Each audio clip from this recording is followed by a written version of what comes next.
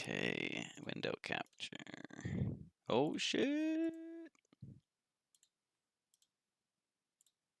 Cool, they're just beating the shit out of each other in there. Oh yeah. No, apparently they were like competing for actual like finals or something. There's like I don't know if it's Canadian or Albertan, but yeah. Fuck, I'd love to do that. Oh, that's awesome. Yeah, they had long swords and axes, and they had like pikes, and they had like the long sword and the buckler. That was the coolest one. Yeah. That's sick.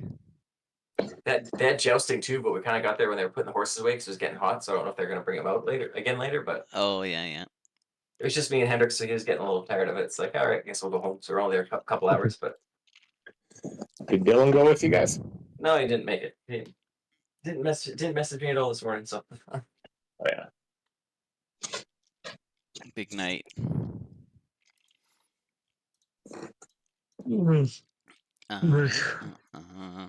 So Greetings, party people. yeah, The whole gang's back together.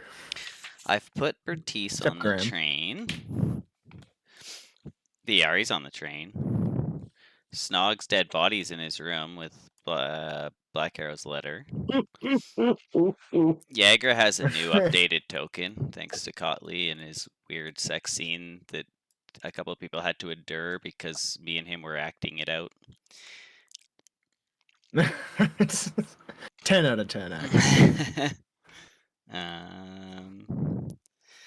Okay, and there's a bunch of stuff, but I think we'll do, if we do Monroe and Hausch, because that kind of happens simultaneously, then once they kind of come back, then the rest of you can explain what happened last time.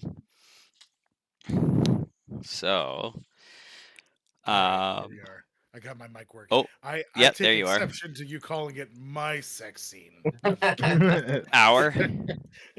Yeah, there you go. No, Okay. just kidding. It's our sex scene, comrade. I mean, I thought, you know, Comrade. Comrade. Yagra places her finger on your chest and equal amounts in. slowly runs it down across your abs. I wish I was still single. So if I had sex with people, I'd just call them Comrade afterwards. That would be great. You can't call your wife Comrade? Wow. It's not as funny if it's only one person. Oh. What? With a worker-owned sex scene. It's not as funny if it's not the entire proletariat. Oh, that's good. About to seize the means of reproduction. Oh, dude. Yeah, buddy. I'm writing that down. Oh, shit. If we don't hear anything else, that's the Oh. episode name, yeah. Yeah, I just say episode name, yeah. Seize the means of reproduction. Oh my god. It's going what to be a Mark great started session. for. It should be like pre-title like Comrades. Seize the means of reproduction. Okay. Nice. Yeah. That rounds it out nice and evenly. That's fucking good. Okay, so Monroe, you get basically a letter telling you that you need to go for your meeting in Waterdeep, and then Hausch, I believe, wanted to do some research because Waterdeep has like the biggest libraries, and he had some things he wanted to do some research about. So he's gonna tag along with you, and Viari is going to be staying on the train in your guys' absence. So Yari. Okay. yeah, which it has an interesting tie-in that may or may not be apparent to everyone, but not at the moment. So if you look in the enchanting car, there's like a portal. So you guys would like basically hop through that to Waterdeep. Yep, that's the one. Oh, did I put it on GM? Whoops. No, it's right. Oh, it's on token? Okay. There's a link. Yeah, that. Yeah. So there's the portal like pops and opens, and then you guys are available to walk through, and Viari will walk out. He's already in the train car, but essentially this happened like prior, like a week ago or whatever. I think it was actually 3 days ago. So there's Viari. Oh yeah, you guys better go. And then he'll just like come and do what he did last time with the other guys.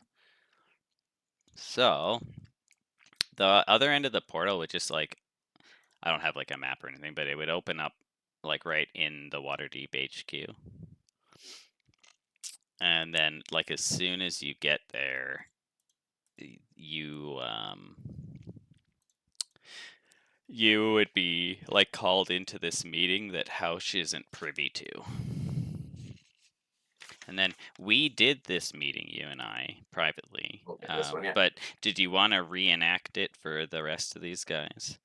I can give Somewhat. it my best shot. Yeah, I mean, it's mostly in my end anyway. So essentially, got this. we can kind of do like we'll do like a fast and loose. I just gotta find all this stuff. So you're called into this like dark room, and sat down on one side of like a big wooden table, and everything looks like absolutely immaculate. It's like beautiful. I don't know. Red oak. Oh wait, no, that's a thing. Purple oak table.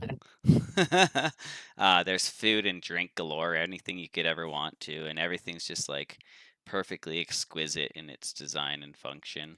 And then seated across from you are Omen Drawn, Jim Dark Magic, and a dwarf that you've never met, but you know from legend as Binwin Bronzebottom. And they're kind of like sitting next to each other, but it's almost like there's like a platform under them, or like the gravity and of the room is like tilted in a way that they appear to be like elevated. Even the dwarf is like elevated in a way so that it looks like they're all kind of like looking down at you.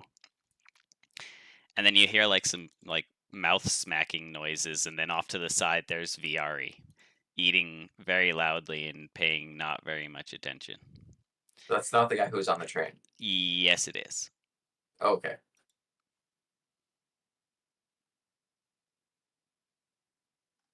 All right, let's leave it like that. Leave that Yep. where it is. Basically, they would not, and then they essentially ask you to state whether and why you believe each member of the franchise should be promoted, including yourself, and then to pick one member of the franchise to not be promoted. Whoa. Yep. And the board also mentions that they know who is not going to be promoted, and you have 3 chances to get it right. Oh shit. Oh, shit. They know who's been naughty. Wow. Yeah. You feel So- so called out right now. Oh, imagine rereading that. Like, it was fun. I'm yeah, sweating. Monroe kind of looks at him, and he compiles his notes, and he asks, can I get a quill? Yeah, sure. And one like essentially just like appears on the table. It's like it was always there, but you just didn't notice it. Yeah. And I just kind of start jotting down notes, and it takes a little bit, and I can tell they're looking at me. Yeah. I just ignore it and like keep going. Like I imagine it's like an hour or so. Yeah. And I just don't flinch or look up and just keep doing what I'm doing. Yeah. Yeah.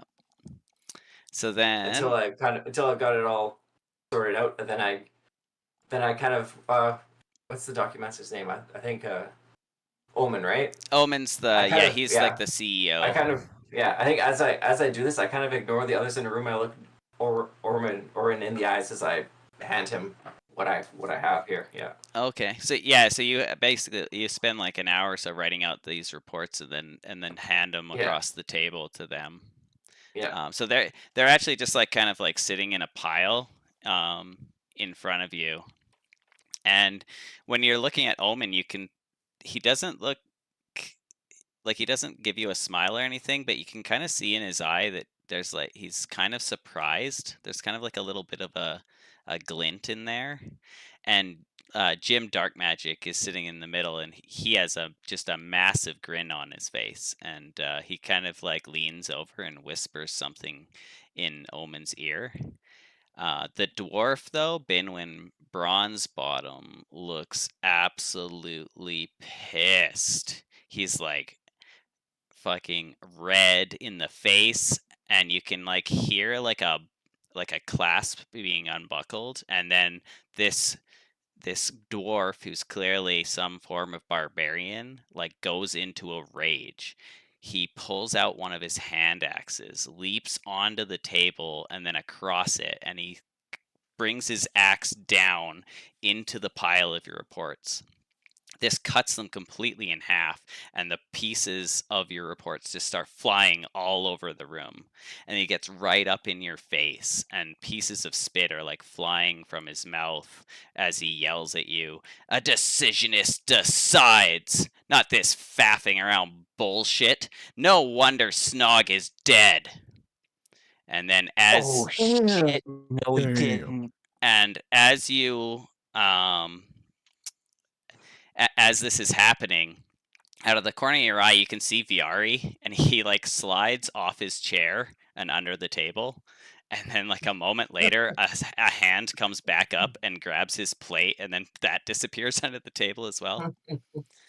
And then, after like this super awkward moment where you're not sure if you're gonna get killed by this dwarf or not, Yeah, I probably just like I don't want to like make my face move or anything, like react anyway. But my feet underneath him, where you can't see, are definitely like being planted on the ground, like balls of my feet ready to like move in case I have to. But yeah. like above the table, like not moving an inch. Yeah.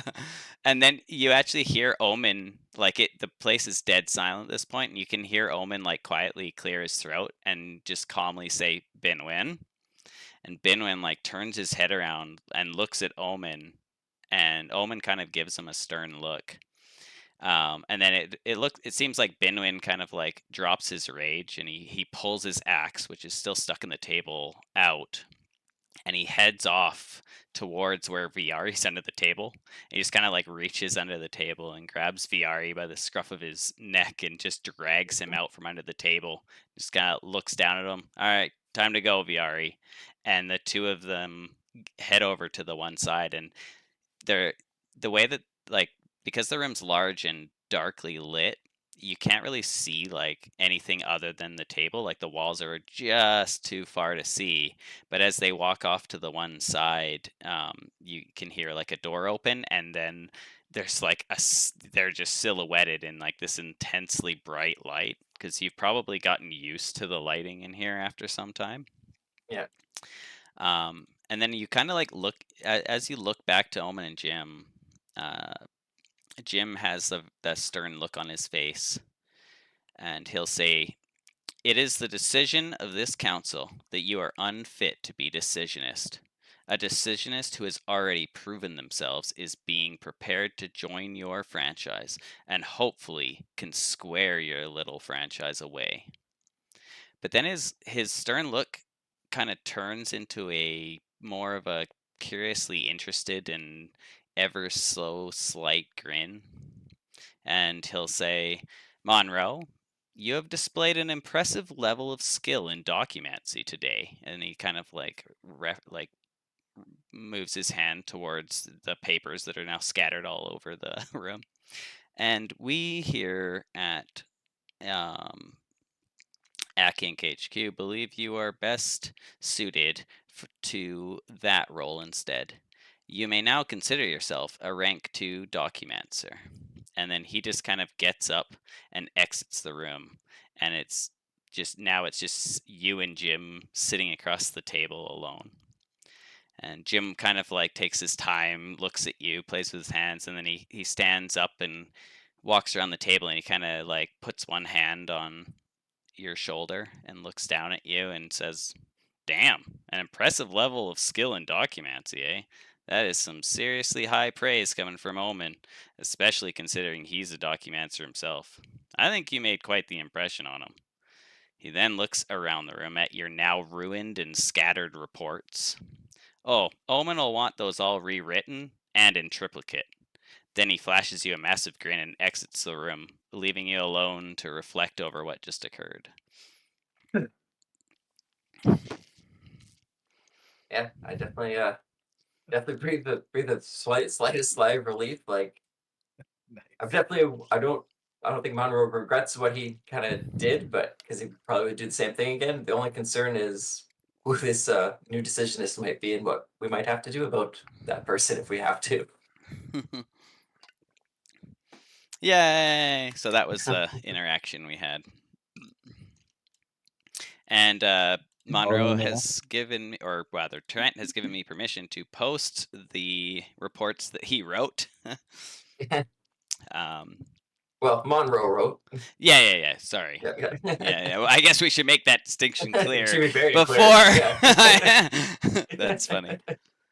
Yeah. So it was kind of funny because like the whole point was just he had to just pick anyone. It didn't even matter. But then he I think you spent like 2 days coming up with the reports. It took me a total of 6 hours to write this. Yeah. So I went through all the responses everyone had from like the reports and like basically wrote everyone a paragraph just arguing for why they should be promoted. Yeah. Yeah, and then like it was so it was so like perfectly Documancer. Like I couldn't fucking believe it. I was like, this is happening. And then Binwin is the Documancer or the decisionist for their whatever their party, whatever. The yeah, original, yeah. So Yeah. I'm posting them in the eTheory rail.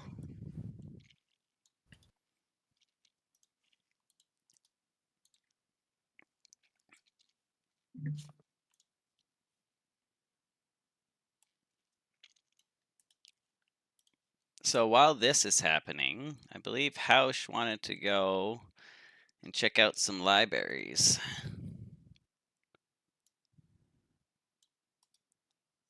If you're here, Roman. Yep, I'm here. To the library. All right.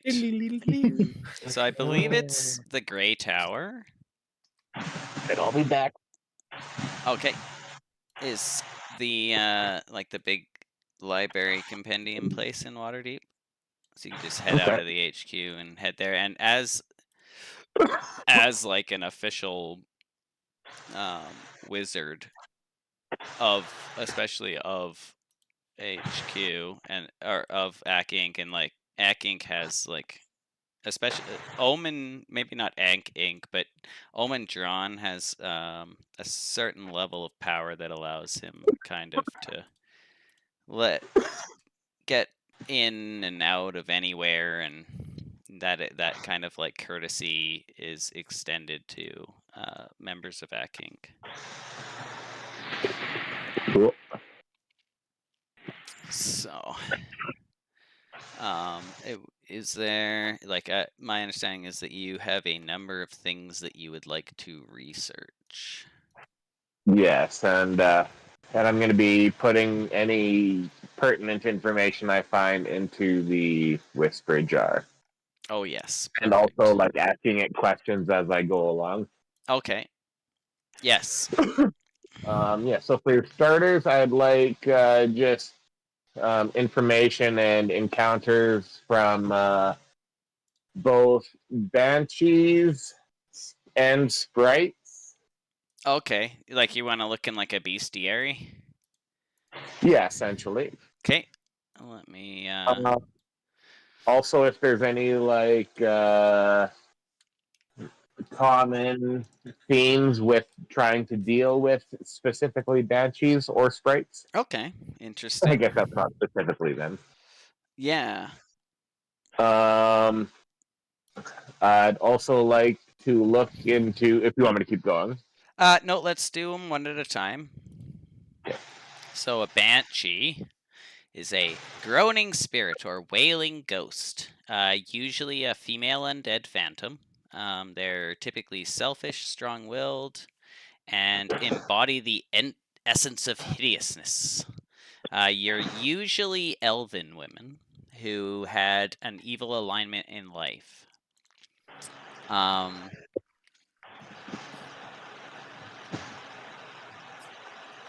Sorry, 1 second. So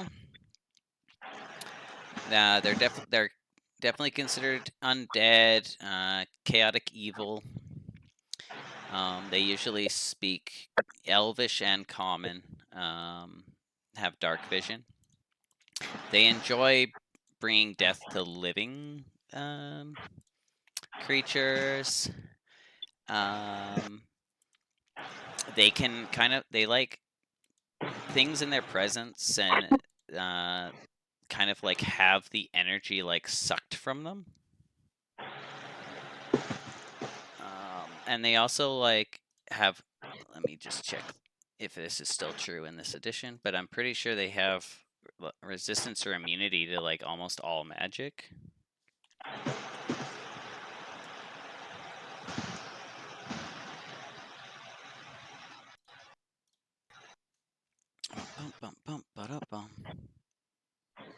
Yeah, there's actually like, oh shit. I found like literally the one that you're gonna go see, like the named one. That's fucked up. So typically, like, see, I'll give you everything, and then we'll do a roll to see if you can get more stuff. Okay. So they're usually. Oh no, that's not right. So they tend to cause, like they cause fear and paralyze. They tend to have ways to cause those. And they're like scream is like extremely powerful. It's like they usually can only like typically do it like once. It does have like a recharge, but it's pretty like once they wail, it can take some time for them to build that energy back up, but it's an extremely like, it's said that like the whale can affect anybody of any power level. Like it's something that kind of transcends like the level of power, any level of power. Yeah. They're also typically magic users. Is there anything that they're is commonly used to fight them? Is particularly useful against them? Just 1 second. Oh Jesus, yeah. So almost every type of damage, they're either immune or resistant to, and they're immune to, I think, every single condition. Okay. They also, the more powerful ones have the ability to detect any life within 5 miles of them.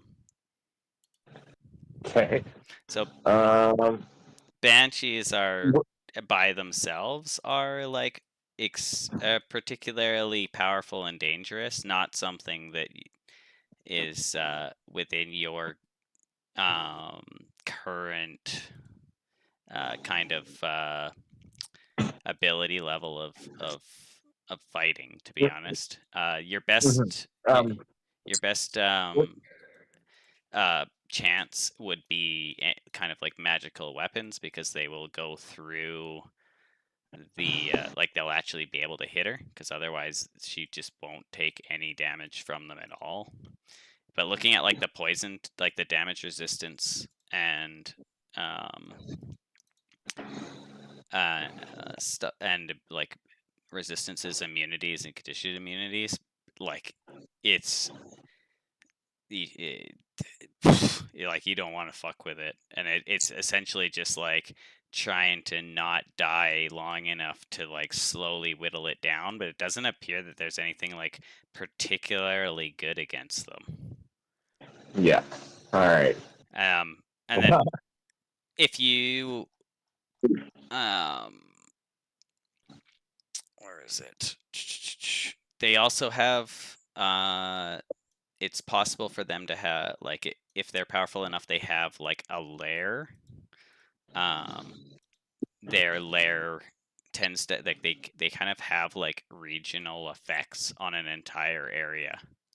Like the region around a lair is like warped by their magic. It could take twice as long to traverse due to like thick plants and mud all around it. You'd be able to hear a woman's unearthly voice singing sometimes within like 10 miles of the lair. There's also like a fog that kind of obscures the land and that's always there, like it doesn't burn away. Okay. So everything you're reading essentially states that like if you can avoid fighting one, you should.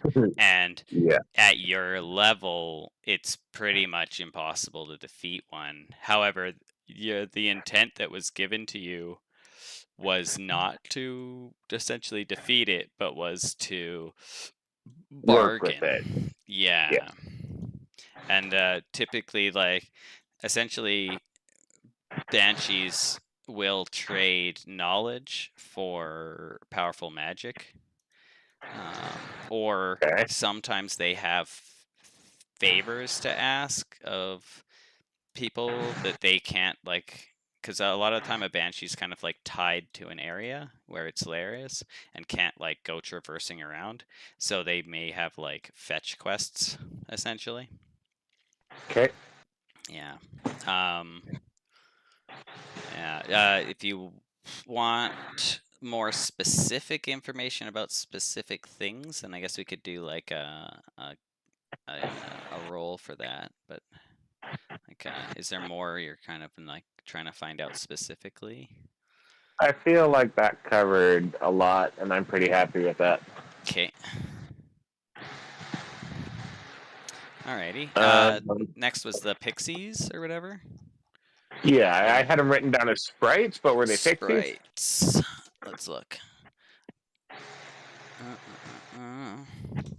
I can't remember. I think they're sprites. Trying to find a picture.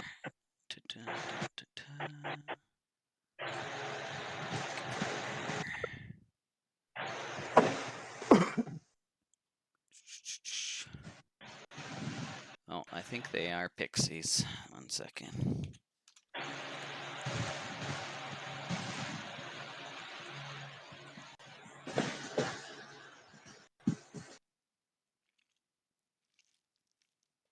Where is...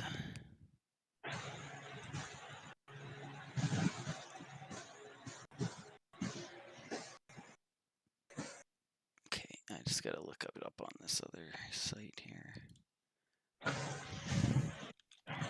can't remember now which one it is.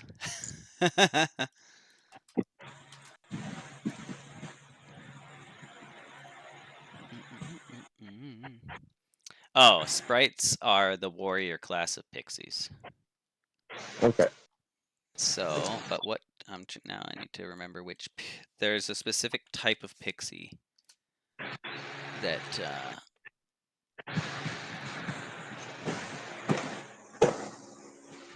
Yes. Yeah. No, it would be pixies. Okay. So, pixies are tiny. They're fey. They're typically good, but they tend to be shy, and they like to like play tricks on people. So they're like extremely fast. So most of the time, you wouldn't even notice them if they were around you because they're moving at like almost imperceptibly fast, and they're because they like exist at a like a faster level. It's easy for them to like always be behind you, essentially. Mm-hmm. Yeah. They're also quite small, and they like to like they steal things that they wouldn't consider of consequence, but their like idea of what people consider of consequence isn't the same as the people they're stealing from, if that makes sense. Yeah. they've been known to like etch patterns of frost on winter ponds. They can cause like flowers to bloom in an area.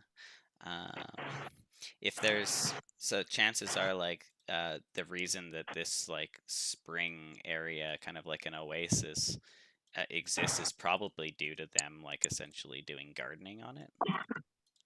Yep. They are also able to create illusions. They have been known to like be friendly to people with good intentions. And they've even been known to like help people who are lost find a safe route of like deeply wooded areas and stuff. Okay. And they typically don't partake in violence. They would prefer to just leave, and essentially like pixies would rather just run away than participate in violence, whereas sprites are like their, I guess it says cousins. They that would be who would do the fighting. Yeah. Is there like known accounts of pixies amending their behavior if they learn that it's more extreme than they thought it was? You said they like to steal minor things. Could they be shown that what's minor to a human as opposed to them? Yeah, it's like to negotiate. Yeah, you would have to essentially figure out a way of like explaining it so that they understand. But they also like they probably wouldn't. They, as tricksters themselves, they might think that you're tricking them. Like a thief always thinks someone's going to steal his shit. Is And that they one don't. of those things where it might be better off to use their own sensibilities of what is valuable to like barter with them rather than to try and like change their mind? So, Well, if like, they give steal them shit, I something think valuable. You're saying, well, to Like them. give them something that that they like, oh, check, kind of like how you would with like a cat or a baby, like, oh, check out this pretty moss. Yeah, and yeah. this piece Or of grab one string. by the legs, tear off its wings, and say, Okay, anytime no, you like- steal gold from me, that's what it feels Where it was like, No, like- whereas opposed to like they might think like an eyeball is inconsequential and they've like ferried it away from you, but be like, Yeah. I'll give you this piece of string that was held by my grandmother's finger for 5 years, and they'll be like, oh, I'll take that. Yeah. Okay, yeah, I like that. Let's not rip their legs or wings off. That sounds needlessly brutal. And I don't want to say that's a race thing, but it feels like a race thing.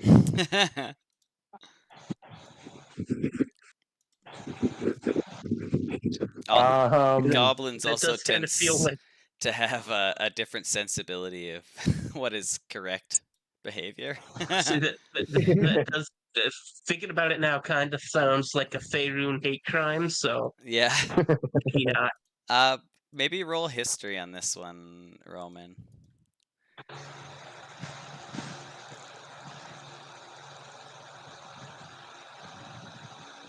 Am I rolling history on the case of State versus Gorback?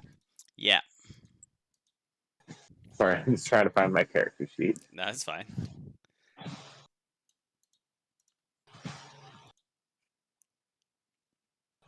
So, as you're like looking through, with this in mind, this whole like trying to figure out what they kind of like take, what they find valuable.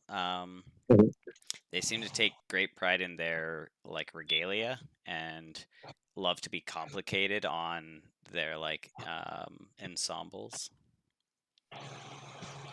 They also are like very much like druidy, like they're really into like flowers and nature stuff. Okay. This is fun. There's a quote here I'm just gonna put in the thing because it's funny. Oops, that's not what I meant to do. I accidentally opened the matrix again. There we go.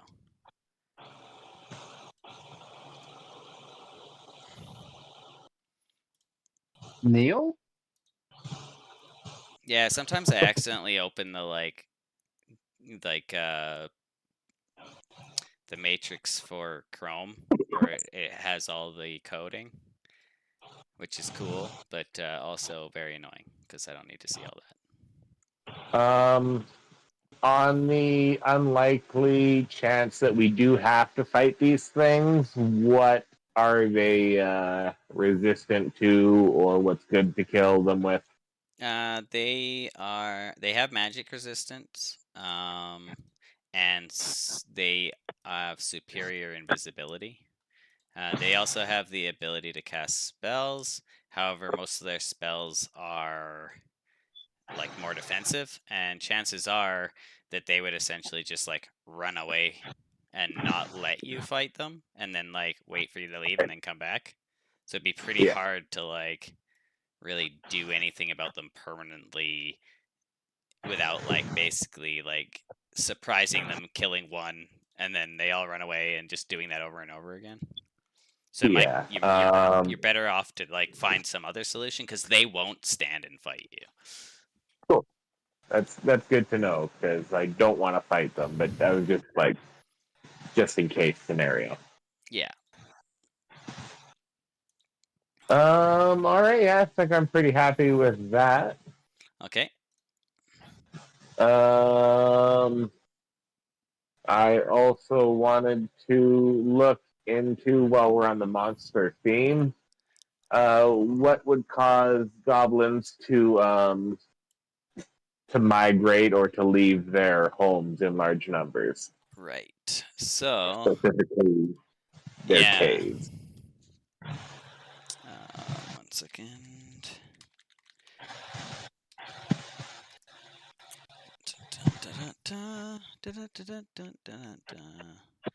Where is it? I'm trying to find the fucking right website here.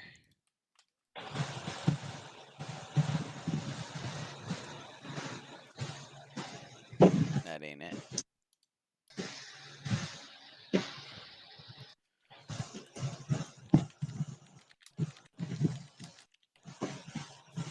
So,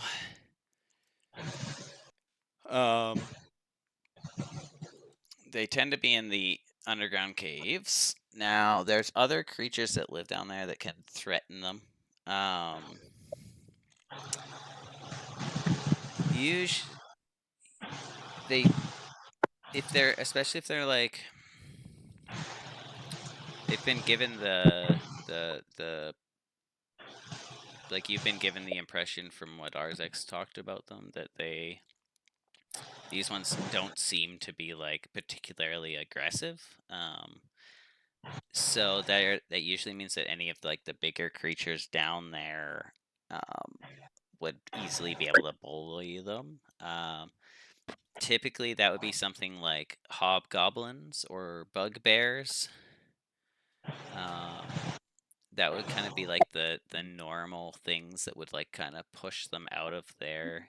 I mean, normally what would happen is that they would be like browbeaten into working for like the hobgoblins, etc. So it's kind of interesting that if they're being nonviolent but still like kind of like slowly moving towards the surface, then chances are whatever it is down there isn't trying to subjugate them. So there's a number. There's like what are they called? The Dwemer or whatever. They're like underground dwarves. They would just kill goblins. Drugard? Yeah. Drugard? Yeah. Drugger? Drugger? I don't know. Drugger? I don't know. Whatever. It's one of those things I read, but I don't actually actively try to pronounce it. Yeah. And then there's another there's like quite a few underground creatures. What are the ones that go invisible or whatever? Or they duplicate themselves? What the fuck is that called? With the big, they're like a panther with the big tentacles. Displacer beast. Displacer beast. Yeah, displacer beasts is I literally have a definitely sticker of one one. on my laptop. Yeah. There's also I think they're called entanglers. They're like these like it's kind of like an octopus, but they can like stretch their limbs out like 60 feet, and then they just kind of like grab things and paralyze them, and then they just kind of like lift them off the ground till they die, and then they absorb them. There's also like a number of worms that live under there, like burrowing creatures. I'm trying to find like a list of all the creatures that live under in caves. All in all, like hearing the Underdark creature list, I get why like all the sentient like people down there are like real fucking assholes. Yeah, It's like if I grew up there, I'd be one too.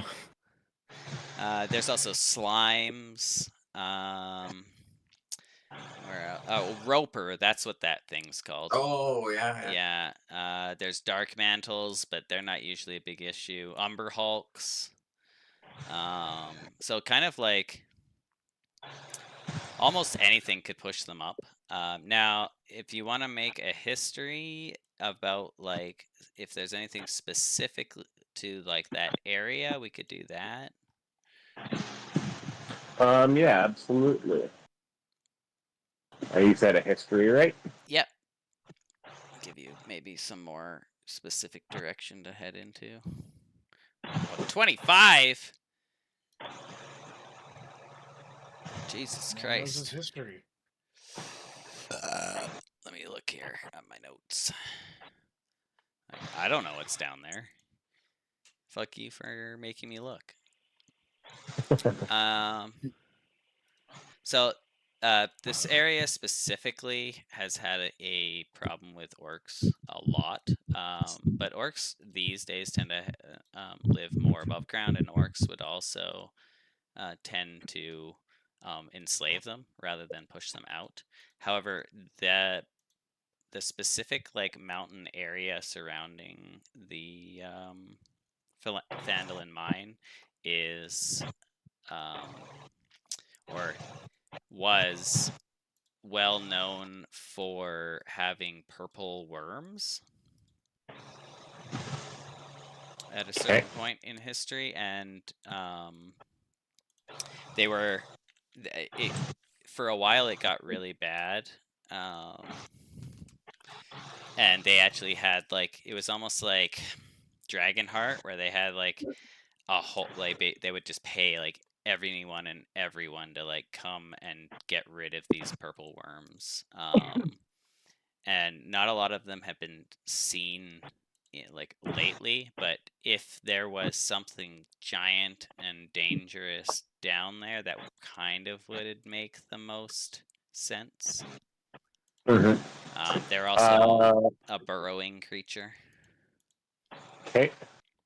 Also, yeah. I'm definitely going to want to know a bit about purple worms, but I'd also like to know if it's feasible to work with these goblins, and if we kill the worm, they leave the mine alone. Well, Arzex has already kind of been asked to do so by the miners, and as a goblin himself, he'd probably have a hand up. And the information that was essentially gotten from the dwarves led Arzex to believe that they don't seem to be overly aggressive. It's more like they're stealing stuff and they're like slowly moving up and then defending the areas they're living in, but only as like a defense thing. So it and like you have Arzex in your party as an example of how like social a goblin could be. Yeah. So chances are, if whatever's driving them surfaceward were taken care of, they would just go back to where they came from. Or perhaps some other kind of like truce could be negotiated. Okay. Yeah, what can you tell me about purple worms? They're fucking huge. They're gargantuan. If you thought the Banshee was bad, well, it'd probably be easier to kill than a Banshee, just because of how Banshees operate. They're extremely difficult. But purple worms specifically are known for their ability to, they have like blind sight, tremor sense, and the ability to tunnel. so they can burrow through solid rock, leaving a 10-foot diameter tunnel. They typically will bite and have been known to like swallow things that they bite. And then they also have like a stinger on their tail that supposedly has poison. So I think like of the reports you're reading, It sounds like a job for Sildar, is what you're saying. Oh, Sildar's old. Essentially, so they're pretty, like, they have a lot of armor and hit points, and they can burrow. So what they used to do, like if you're reading like the old stories about how when they were being hunted to supposed extinction. Oof, that was hard. They would like set someone up as bait, and then the worm would bite them, swallow them, and then but if the person that swallowed can do enough damage from the inside of the worm, then the worm will have to like surface and regurgitate them.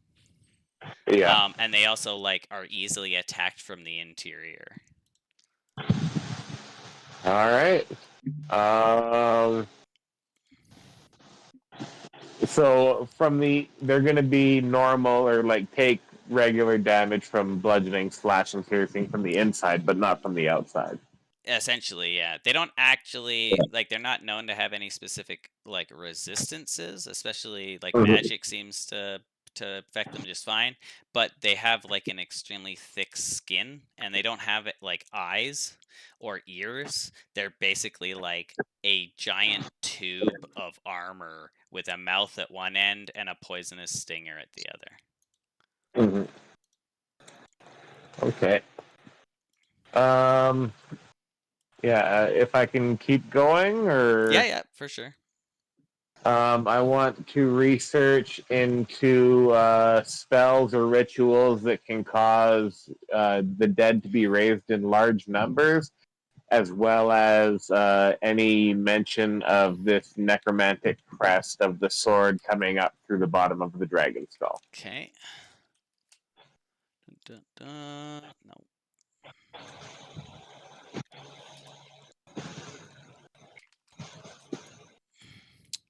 Where are you? I should just be searching on the one site because I'm using it for everything else anyway. Certain sites are just easier to like get the information type that I'm looking for. You know. Okay. Nope, that is not it.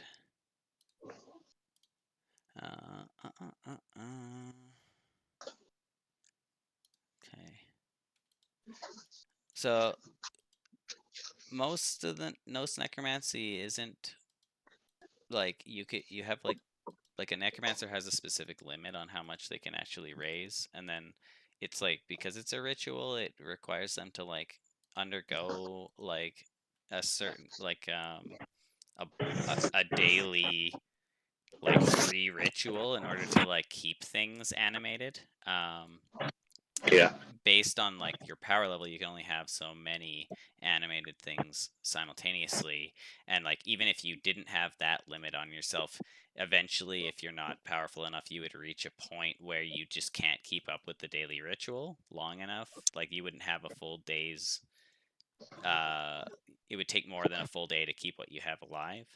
So after a certain point, the only way to have like an excessive amount of undead is like A, you have to be extremely powerful, but even then B, you need to have multiple necromancers working in conjunction, and or C, certain artifacts can be used which allow like a multiplication of that type of power.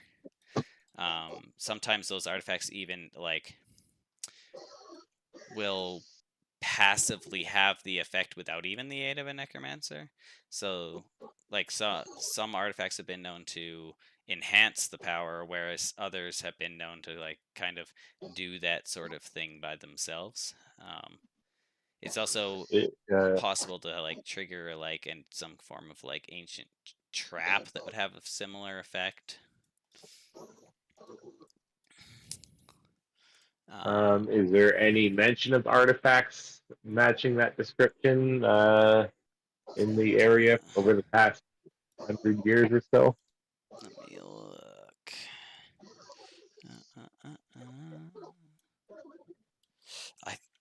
There is one mentioned, but I'm not even sure which book it is in. Okay, let me find it.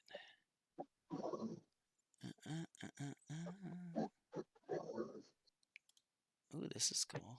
Let's try this.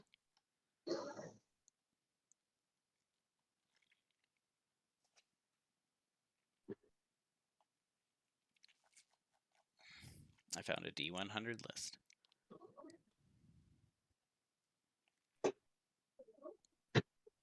Okay. So there's a number of artifacts that were kind of linked to a group of necromancers from a while ago. That essentially the group was called the Black School, and they had a number of power enhancing artifacts such as like wands and staffs. There's also they had something called the chalice of the Dark Goddess, which was stolen from the Dark Elves like thousands of years ago. That was rumored to that they had had.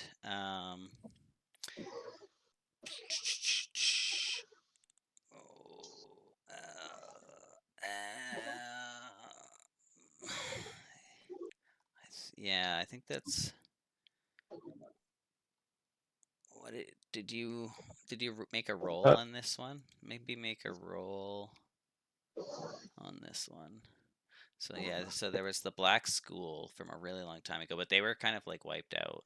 But they had. And they didn't. Sorry. I was gonna ask if they had any crest associated with them. If they what? Had any crest associated with them. Oh, I think. Let me find.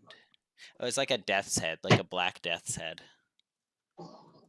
Yeah, as far as like looking for the artifact stuff, that would probably be your best bet. Is like trying to find something on this the Black School. They used to make staffs and wands, and they also had something called the Chalice of the Dark Goddess, which was stolen from the Dark Elves. For specifically looking into that crest, you don't find anything actually that's like that is specific to that. Like nothing that you can find kind of like matches exactly that crest, but it is quite common for necromancers to kind of have their own personal sigil. So like each kind of like group or school or even individual necromancer kind of has their own personal sigil that they use for their spells. And given the lack of information, you probably assume that that's the case for the one that you found. Okay. And finally, other than Acquisitions Incorporated, does the Zentrum have any big rivalries with any groups? Not specifically, but typically anybody good. So the Zentarum are heartless and underhanded.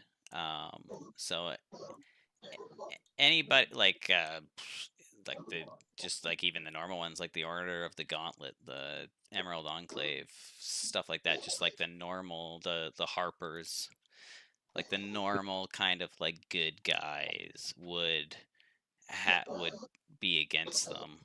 The Lord's Alliance, who else? Probably even like the Drawn Enterprises, which is Acquisitions Incorporated. So Omen's sister has started Drawn Enterprises, kind of like against him. But yeah, pretty much any of the good ones. The Zentarum is almost like a thieves guild that got out of hand. They will deal with anyone, but they are ruthless in the way that they are trying to achieve power, and they're also very secretive in the way of like they prefer to work from the shadows and not let like the common man know that there is Zentarum. It's more. They're a more competent Team Rocket, basically. Yeah, yeah. Yeah, I think that covers up everything I need to know about Okay. the library. So then my understanding is that you and Monroe wanted to do some form of training montage because I believe that you were taking a level in fighter and wanted Monroe to essentially be your teacher for that. Yeah. Yeah. So yeah, feel free. I may interject at some point because I kind of have something that I want to put in there at some point. But yeah.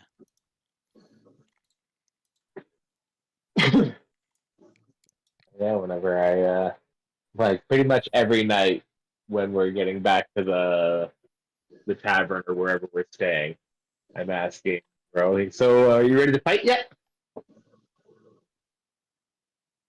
All right. Fine. Just let me clean this ink off my hand, and yeah, decided to come back after a bit. Okay. I take you around to like a back alley, out of sight of things, and it's like, okay, I guess I kind of hold a hand up. All right, show me what you got. Just punch at my hand here. Where's this going? Damn. Sorry. Sure. And I guess that's just like a strength roll. Oh, I thought you'd just montage it, but I can. Give me a second. I'll we can put it into the thing because like I'm happy to montage it. yeah, because like you're not gonna fail because that one you would just not get level 4 or 5 or whatever. So like, I'm not worried about doing rolls unless you want to do them just for like flavor. It's up to you. Yeah. I was just gonna critique it, then do a couple of recommendations. So yeah. Yeah, like I'll throw a punch, and it's like exactly how you would imagine a hippie would throw a punch. Yeah. No, basically, I'll like you throw a punch and I kind of like catch it. And like, yeah.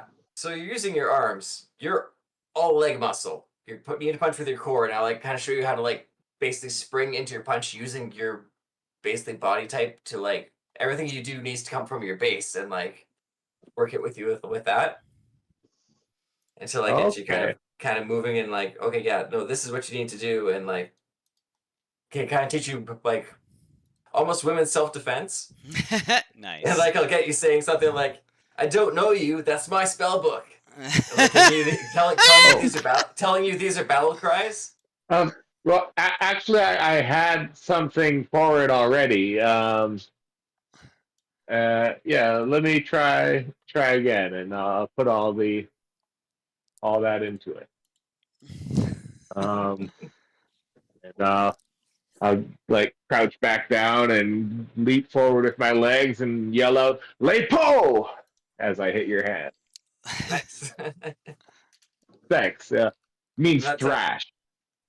Yeah. It's good. A lot of idiots will call it their fighting moves, but if you call it out in language no one understands, that's a little distracting.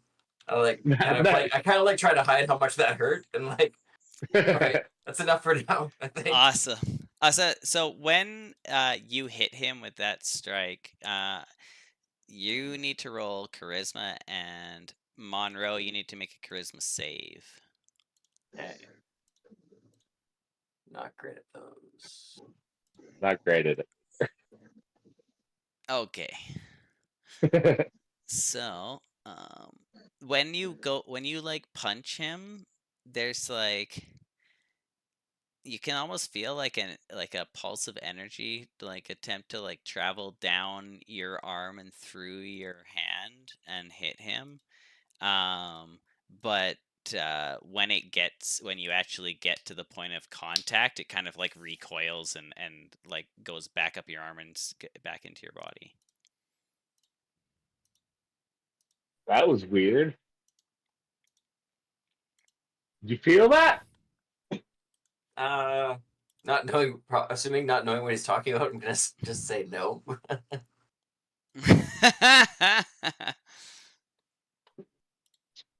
It's just the battle adrenaline. It gets in your veins. Just gives you a bit of a head rush. I swear I felt like some type of like, I don't know, magic or maybe a spark.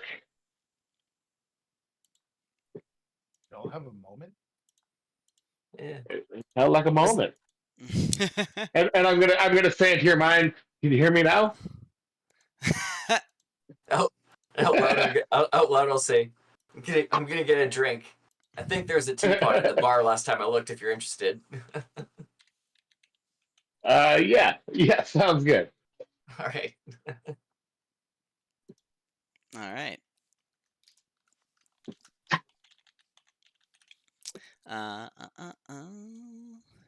So I believe now you're a level 1 fighter or something? Yeah. Nice. Jason. A level 4 wizard and a level 1 fighter with the unarmed fighting style. Nice. This wizard's about to know some arm bars. Yeah. Well, for now I got Skull Crusher. I've got second wind and stronger power now, so when I run out of magics, I'm not as useless. I used up all my spell slots reading books. What do I do now? That's good. Throw your book. Well, Never. we tried to Is my make book you. an improvised weapon? It's an encyclopedia.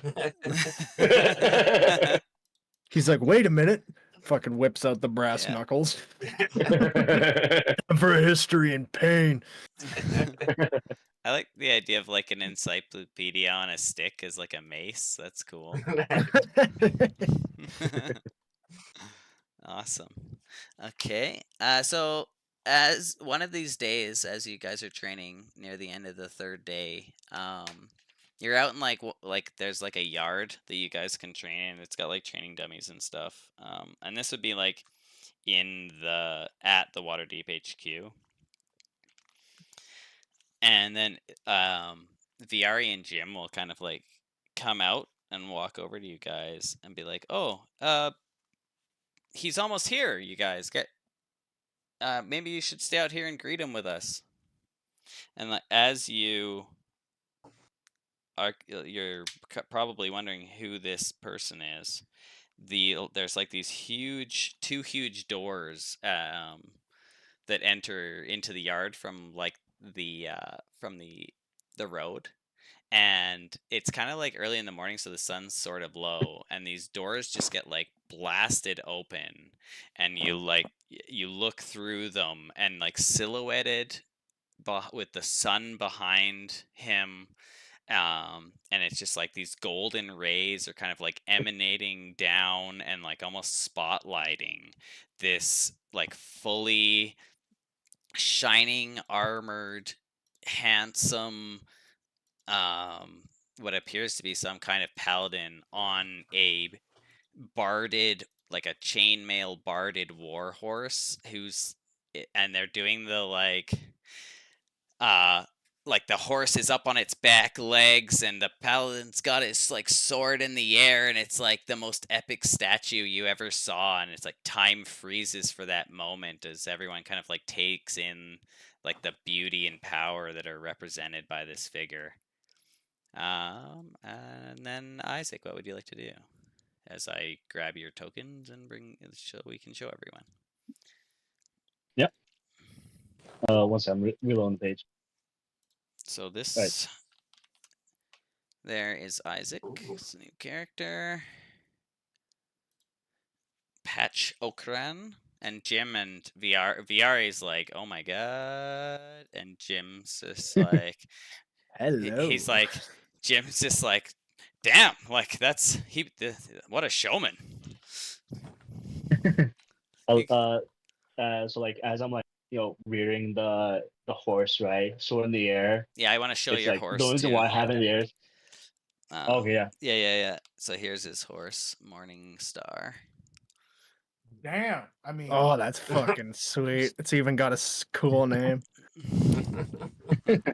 I know. Arwa I was almost bummed, went- but now she's excited.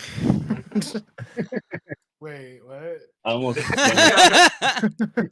thought their PCs had a weird relationship before. Yeah. Oh, I yeah. forgot. I let it think She that. was into weird dicks before. Yeah, I like to think that the only reason why I actually had the sword out in the air is because I happened to forget my sheath was on the horse, so I was just carrying it the whole time. And the only reason why I'm rearing the horse is because I happened to see a mouse and I got scared for a quick second. So I'm just like trying to calm. It's like, hey, it's okay, Morning Star. Don't worry, Lucy. It's okay. It's okay, Lucy. Can I roll a perception to see if I've noticed all this? I Absolutely. was like, nobody knows that. Yeah.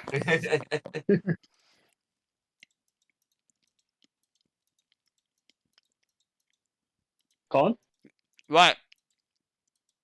Yeah, he can definitely roll a Trent, perception. Okay.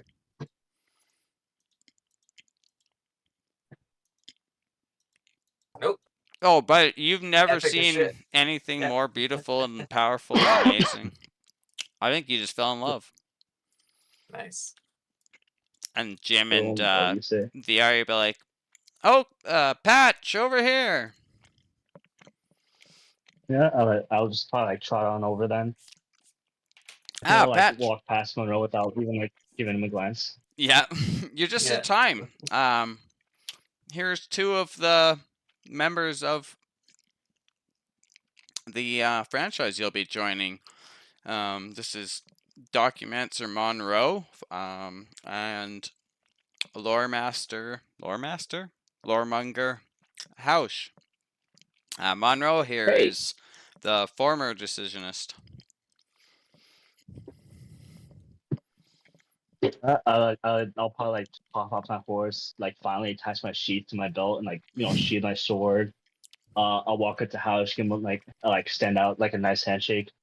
He's like, nice to meet you, Hausch. Name's Patch. Hausch, like, I guess you already know that. If you need any lore mongered, I'm your guy.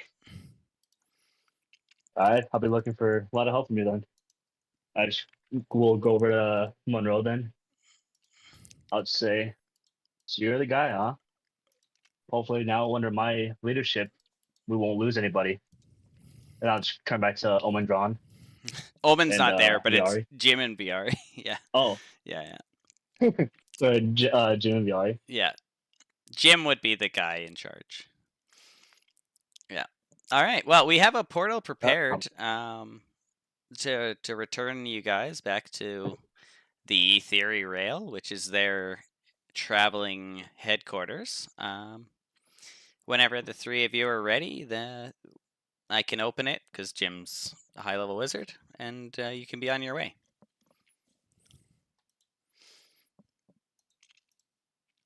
Yeah, unless the two of you have anything else left in Waterdeep, I say let's head back. Let's meet your crew. What does that mean? God damn it. It's like when you got your like bottom lip and it's like, So yeah, Jim will just do like a quick ritual, and that big blue portal will open again, and it's big enough that like you could literally ride Morningstar through. Beautiful. Just gonna ask that. Yep. However, the portal opens up into their enchanting car, so Yeah, I was you're gonna just say. gonna have like a horse in the middle of their one train car, which is hilarious. And then like on on the other end, this portal appears, and Viari like was kind of trying to like chat up Bertice in the bar, and he just kind of like snaps to attention and just like, I gotta go, and he just kind of rips over to where the portal is. And then just a second, I got it on the wrong layer. There was one more thing I wanted to do. Okay. Yeah. Oh, Go ahead. I'm gonna whisper it to you here. Oh, okay. We should put a stable on that train. Yep. I think for the time being, it could go in the creature cage, but if you wanted a stable car, that's definitely doable. Also, like, Hausch doesn't use his room very much. We could probably park a horse in there. I mean, it is probably already at least somewhat Barney.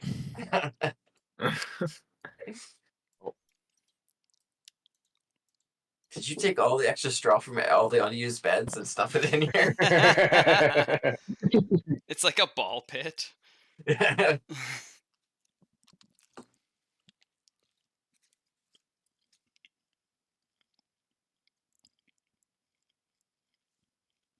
Okay. Yeah. What? Really? Okay, sure.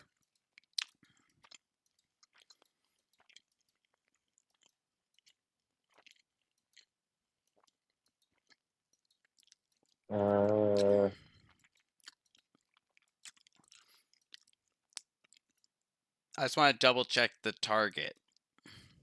Yep. Okay. Not for any like malice No. intent or that I think they're lying. But, yeah. So the first one is what you think it is.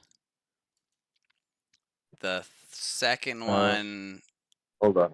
I gotta find which the first one was. Okay. Yep. The second one, there isn't anything.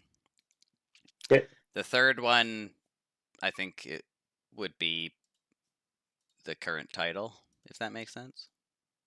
Yep. And then for the last one, let me get a list. I can find that one out myself, I think. Okay.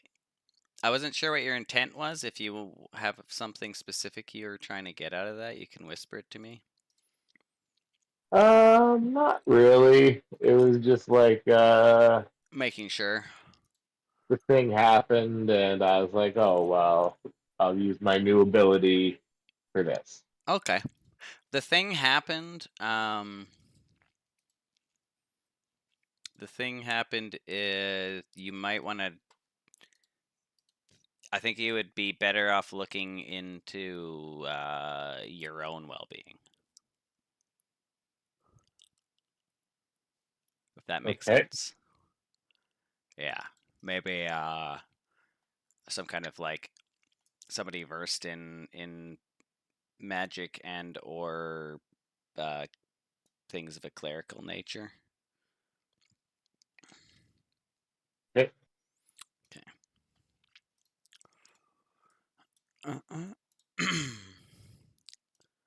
Oh yeah, so the portal opens on the train, and the rest of you would probably realize something's going on, like the guys on the train, because it kind of every time the portal opens, it's like there's like someone snapping their fingers, but 100 times louder, and it smells like ozone.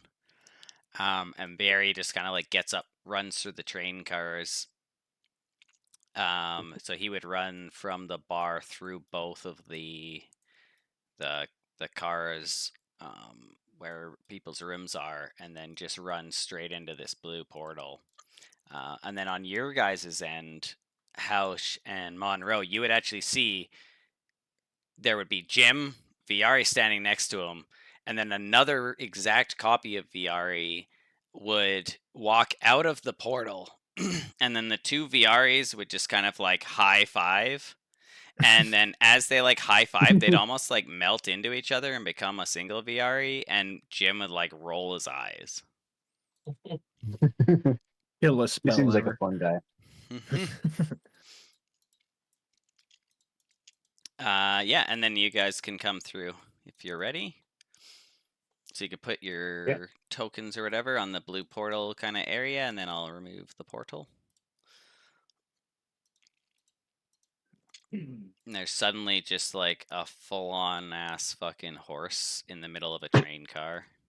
Oh, so your horse is going to be 4 squares. There we go. Gotcha. Whoop. There. Oh no! Whoops. I didn't mean to What? delete your horse. It fell back into the No. portal. Yeah. I just like subtly like slapped it on the ass. It goes back in the portal. Yeah. Yeah. Oh, you grabbed it. Okay. I He think I didn't can pay for change his it in the ticket. settings. No ticket. I was gonna have the selected token after you updated the size. Yeah. Token size 2. Oh, okay. For some reason it doesn't care. All right. Okay. Yeah. I'll make it bigger. Boop. Boop. That's a little too big. 1 second. It's supposed to take 2 squares, I think. Not 4. Perfectly average. I don't know about you. Whatever. Yeah, it's fine. Are you good with that? Hmm? You good with the token with there? that. Okay. Yeah, I'm so I can have it be like that. There, now it looks like you're riding it. Yeah, you ride it, of course. It did look like he was talking. Oh, yeah, let me move it to that position. Looked like he was checking it out at first, like, damn, look at that horse. Let's change his flip horizontal. There There we see go. this horse is like seeing it for the first time. That's not how you ride a horse. That's not how rides. you That's how the horse ride a rides horse. Hey, don't judge. We haven't heard about his oath yet. Yeah. If it's oath of devotion, you know, he's devoted to the horse. Oath of horse fucking. Always And gotta he do go something 8 with the seconds? animal. Whoa. Oh wait, is that something Nice, Stay with their Housh, oaths? nice. Very fucking what is ranch? What are you? Rodeo clown. Hillbilly? No, you were a rodeo clown. Yeah, technically a bullfighter.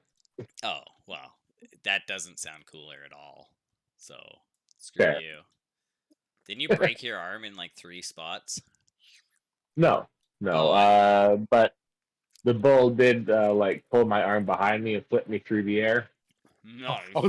I thought he was gonna say like, but the bull did. Yeah, I only did it for like Yeah. I only did it for like 1 or 2 summers.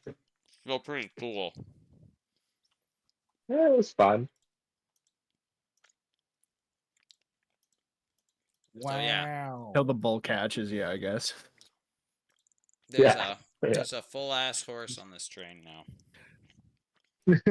Majestic, beautiful, stunning.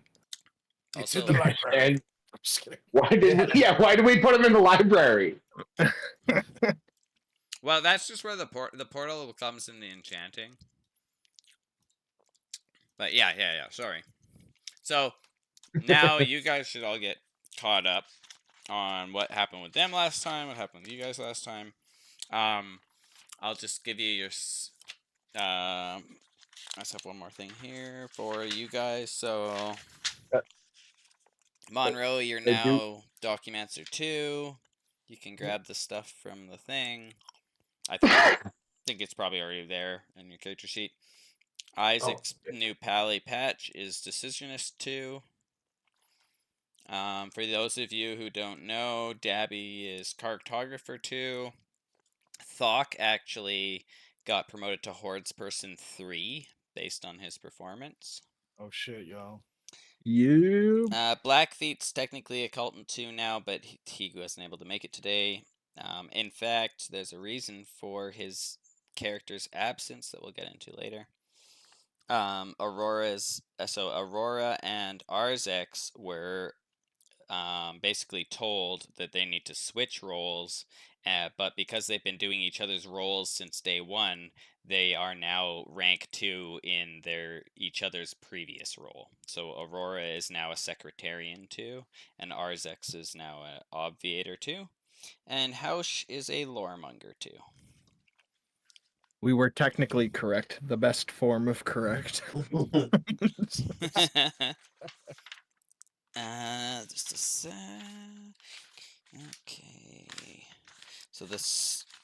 And then I think just for a quick kind of reminder for the guys who were here last time, I'm gonna put you guys on the world map. So we discovered that the train can move 10 hexes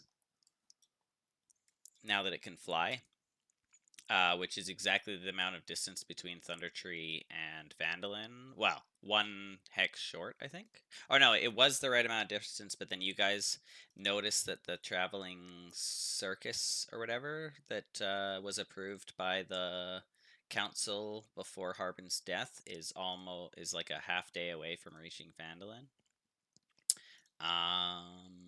The Argonian driver, like the Argonian wagon, has picked up the supplies and is about 2 days from arriving at Vandalin, assuming it's on schedule, because you guys would know that. And I just wanted to go through the quest board stuff quickly here. So the bounty that was on the pairs of Hands of Orcs has been removed.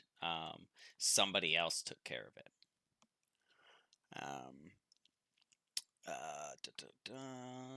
So we still have Viari wanting or letting you know that the Silent Sound warehouse is where the Tiefling Paladin was seen. It's also another Ack Inc. franchise location. Omen wants you to go to Neverwinter still to pick up a like cargo and bring it to Waterdeep for him. And then there is still like a massive amount of hordes of undead that are appearing in the hills between the Sword Mountains and the Tribor Trail. And then RSX, obviously, you had the whole goblin thing, and at this point, it's kind of gotten way worse. It's almost to the point where they cannot work in the mines.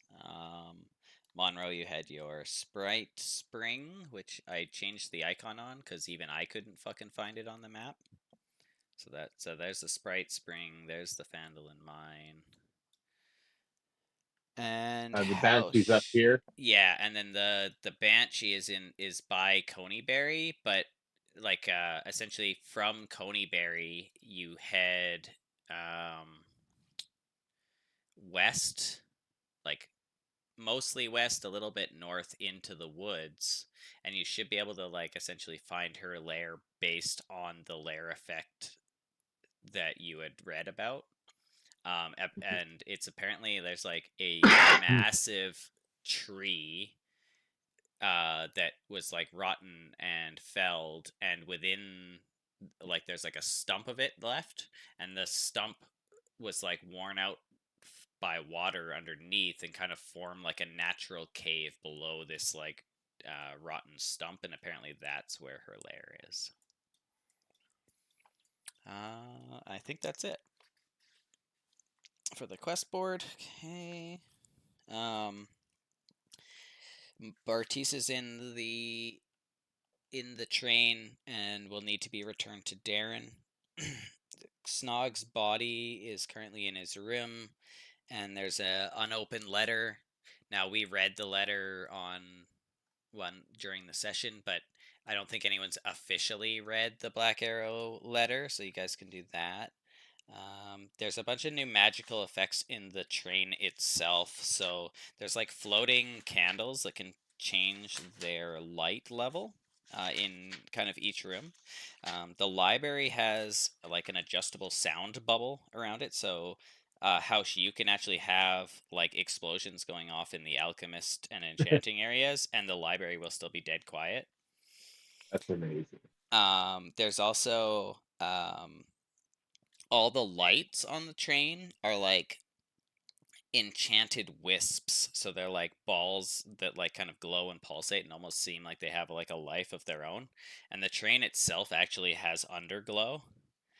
It can also fly now, obviously. The way that the flight works is that there's like these ethereal railways that just kind of like appear and disappear beneath it as it kind of like just trains itself across the fucking sky. all the windows on the train too are essentially like tinted one-way mirrors. They could be completely blacked out. It's all like done on command. So you could have them blacked out. You could have them perfectly clear. You can have them operate as one-way glass or one-way tint. What else? Oh, and then you have a massive, essentially photon fucking beam that has different damage types on the front of the train. So if we go back to the train, you can kind of see it there now. It has been christened by Thok and Yagra, who literally fucked on it for hours. And then I think Thok was like, "Yeah, I did a really good job," and then Yagra kind of stayed up there and finished herself off. I don't remember that. That didn't happen. If Thok ever offers to bless you, just get the hell out of there. That's all we're saying. Yeah. And then Unless you're into that, but like yeah, He yeah. will not call the next day. Just So, a heads up. The profile for the weapon, I'm gonna copy it from the tavern. I'm gonna throw it in the e-theory rail.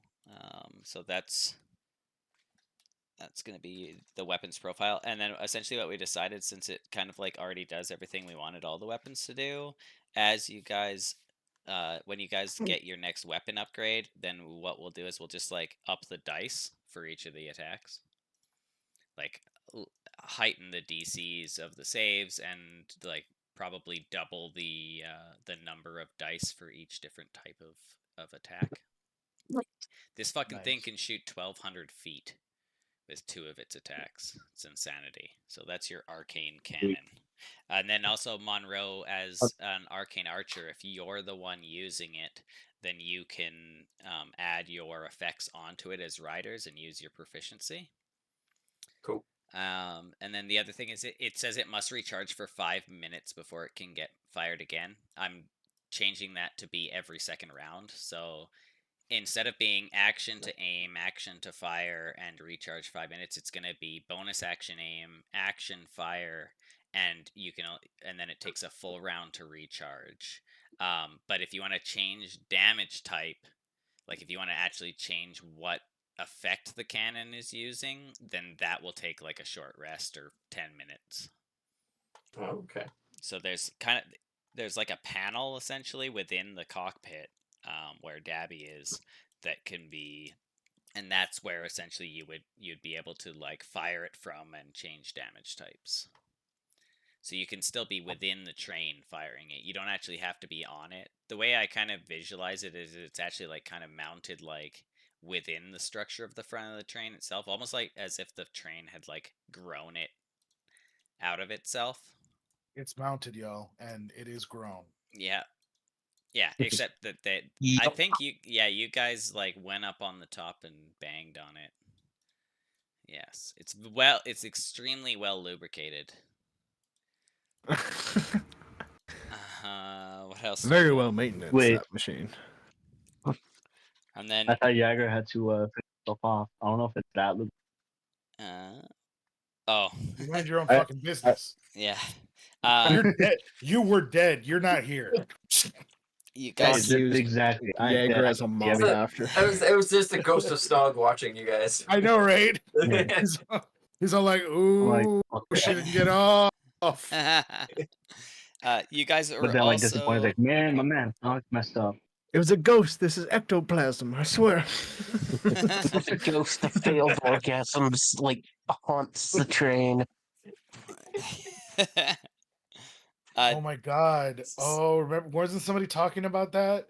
Like, because he doesn't. Aren't we already gonna have like a living portrait of Snog? Well, I have a different idea, and we'll get there when we do the funeral. Okay. Yeah. So there, Dabby put in for upon realizing that Jagger could actually get this bitch to fly. She put in for a wildcard license, so you guys are now able to go wherever and do whatever. Your bubble of like your HQ kind of just like is centered on wherever the train happens to be. Now, the bad part is, if you're ready for this, Hordes person, hold on to your panties. Your new monthly rent, 1,500 gold. All right, y'all, start getting to work. Can we swim it though? So let me Okay, guys, it's time for us to do a crypto scheme. Well, I think just the Argonian thing would probably cover it, to be honest with you. Yeah, And then the especially now with our movement What? of the girls to right, that was the Windhelm, next thing. yeah. So there, you remember the alchemists? Anybody? Mhm. Yeah, so Mhm. those two, essentially what they want to do. So currently, the way that the Argonian uh, thing works is that they travel down to the mire, then they come back to Phandalin. Oh, here, let's do it on the map. What, Emily? I don't have time. What? Oh, yeah, that's not a good time. Maybe in a bit. When I'm done my little thing, I'm going to leave them alone for a while, and then I'll come talk to you, okay? Just wait in your room. Okay, good. I guess you can sit here and watch it and listen, but don't bug me. Okay, so currently they travel like from Phandalin all the way down to like the bottom corner of the Mirror of Dead Men. Then they travel back up to Phandalin, and then Sir Donald had to be in Phandalin at the exact same time as them to do the alchemy. Then they would travel all the way from Phandalin down to Waterdeep. Then they would sell. They would spend the next 9 days like offloading the potions. So, what that was proposed last time is that you hire the two elf ladies who currently run a alchemy shop in town. Hence their gift of potions to you guys for rescuing them. So the idea is to hire the older sister, Ibella Strifong, as a trained hireling who will be proficient in alchemy, and then her sister, Ocheri Stirflong, who is going to essentially act as her like as storefront slash assistant slash trainee as an untrained hireling. And then it was proposed to put the two of them up in to actually like rent out A jail cell. no rent out a shop in the in Waterdeep itself, and then all that the cart would have to do is go from Waterdeep to the lower half of the Mirror of Danben, and then back to Waterdeep. And the difference in the distance travel would allow them to make this trip twice a month instead of once. So they would essentially be doubling their profit. And because you have a certain allowance of trained and untrained hirelings that HQ gives you for free, all you would essentially be paying for extra than what you are now is the rental of a place for them, like essentially an alchemy lab, 2-bedroom suite, and a shop. Now I did the calculation on what the rental cost for. Let me find the list. I have a list of all those things added up. So for the alchemy lab, a kitchen, 2 bedrooms, a common area, a storefront, a fancy storefront, because you want to. The difference between the fancy and unfancy is you'll get more customers faster. So basically, room, board, a place for them to live, a place for them to do the actual alchemy, and a spot to sell it is actually only going to be 35 gold per month. And then that 35 gold per month, that gives you a shop in. Let's go to Waterdeep. That'll let you set a shop in either the dock ward or the trades ward. Now, if you actually wanted to like set up the shop right in the market itself, you would have to pay for like a license to do so, and that would cost an additional 5 gold per month. And what would be the benefit of that? Essentially, it would just let you sell faster and more. Essentially, like the idea is that you could offload. Oh, so instead of the 9 days, it's like 6, 5 days kind of thing. Realistically, as far as like what's it called, mechanics, what it would do is that you wouldn't end up underselling what you're producing, to the point of just having like a massive like amount of overstock. It helped get the It's, franchise it's name kind out of too. utilized being in the middle of like the docks and the other one, basically. Like they kind of Yeah, like in the trades ward, you're like, that's where everybody kind of like, that's like the like blue collar worker stuff. The it's like dock it's like ward's the kind of local the stuff probably slum. for town, and then Yeah, but the yeah. market of Waterdeep is like the best market in the fucking Forgotten Realms. It's the place. Yeah.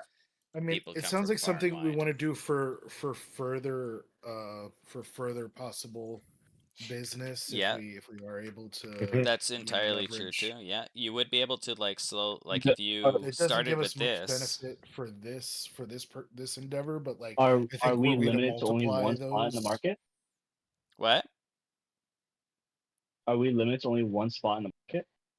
For if we're now, paying rent for essentially, you'd one. have to buy a bigger shop. Like as you guys start Yeah. to produce and try and sell more products, you'll be able to like buy out your neighbor, and see, then what you your do rent goes is up.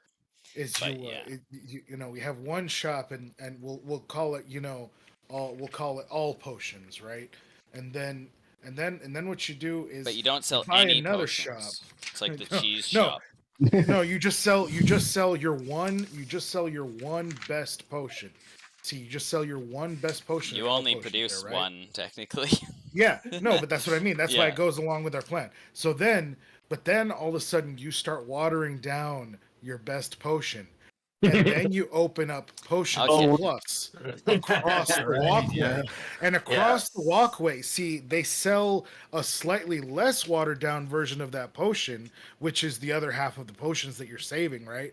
But with a couple of like additives and things from the other potions that you're selling also in Potions Plus. So Potions Plus has slightly better quality and more selection, but then you have people that have the brand loyalty that are still going to sell, and buy at all potions. And then when you get to be big enough, you pretend to buy out both of the businesses, and people start to, you know, like really not like that, and you set up kind of like a larger overarching business, right? And this overarching business has magnanimous selection, right? Everything is selection. It's all shit though. You have to make sure it's all shit. It's all shit.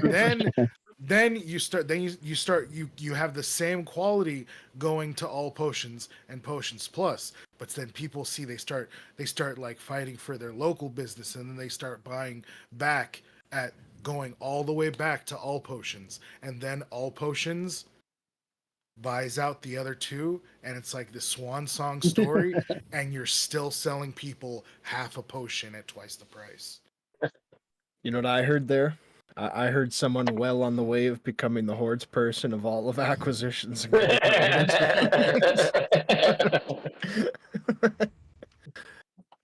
All right. we could even Yeah. start a subscription-based model. Oh yeah. Potions plus delivery plus. Yeah. Potions plus delivery. It'll just be Potions plus D. And then it'll say, you know why. Anyway. Yeah, no, that sounds good though. I think we should add on you know, the extra, it's just an Okay. extra 5 gold to try and get into Yeah. another spot to Yeah, try you and could make make it sure that back, we're yeah. set up for growth. So essentially, Uh, I it- have It just that makes us somewhere, right? each trip to the algae farm you will be able to pick up, because they can only produce so much, 10 plus 1d4 maximum algae. yeah. Okay. That's every 2 weeks.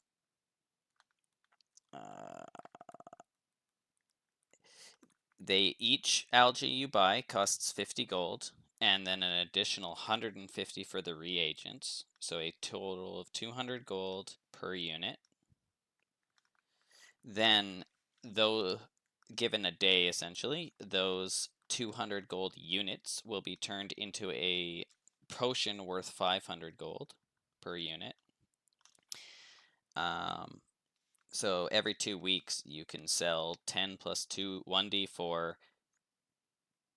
units at a 300 gold profit, and you were essentially paying for the cart drivers, guards, the 2 elves, and everything involved with the shop, the permits, the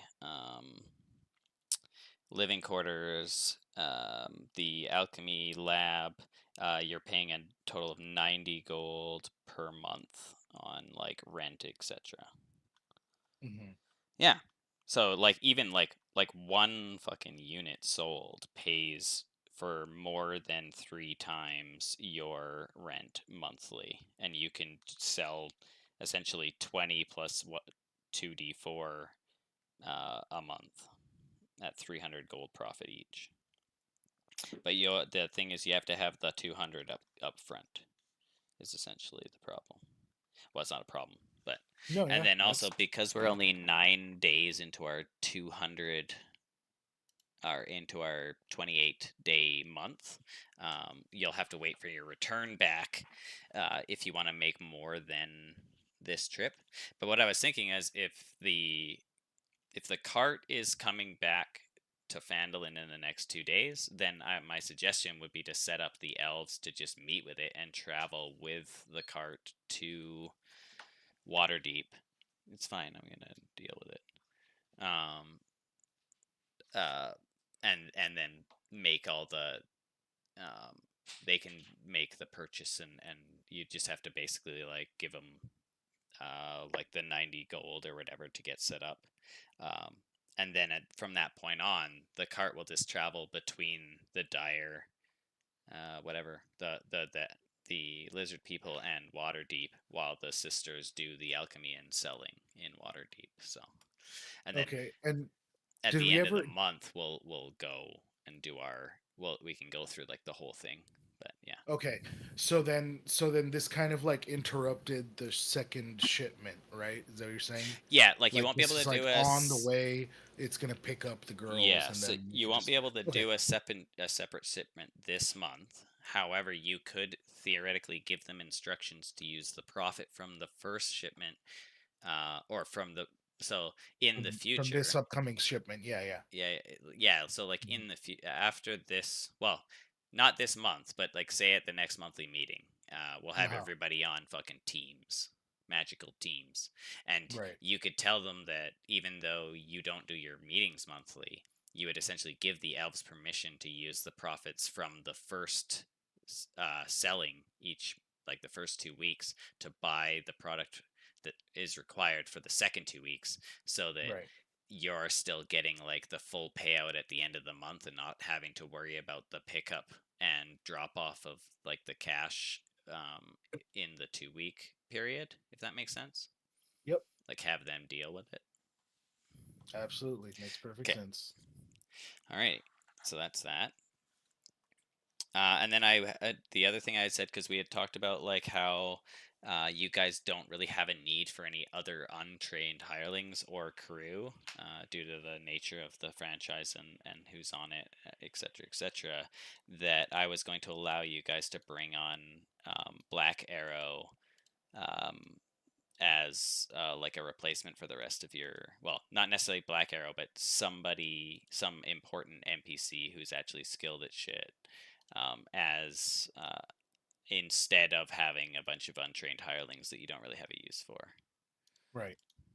That was kind of the but that's, again, this is all just like stuff we discussed that you guys should discuss before any of it's like official. But I think like just the Argonian thing is not only going to pay for itself, and also the theory rails 1,500 per month, but then it's just going to keep just making money on top of that as well. And then there's opportunity to essentially like industrialize, like Henry Ford, the actual production of the algae at some point. Like if you invested a bunch of money into that, it would be possible to like up the amount of algae that's available. Hmm. But that would be like a whole thing. Okay. And then the other when you guys were flying over Phandalin, you guys noticed like the mines were like almost like abandoned. Like barely anybody was working there, and like you would have, I guess, RSX would probably like have assumed that it had to do with the goblins. You would also have seen that that circus is just outside of town, so it seems like they're just about to arrive in Phandalin. So probably within like the next half day they would arrive, and you have the opportunity to like essentially intercept and meet up with them first if that is to your advantage in any way. There also appears to be like a torches and pitchforks peasant revolt crowd led by, I think someone made a perception on this, Harbin's cousin Jeffrey Westers. I think it's Westers. At like the doors of the town council hall. And it appears like the town guard has been essentially like set up in like a police line around the front door, where you can only assume Harbin, who is now the only counselor, and technically like the mayor in lieu of Donald, is like hiding himself inside, about to get ganked by these peasants.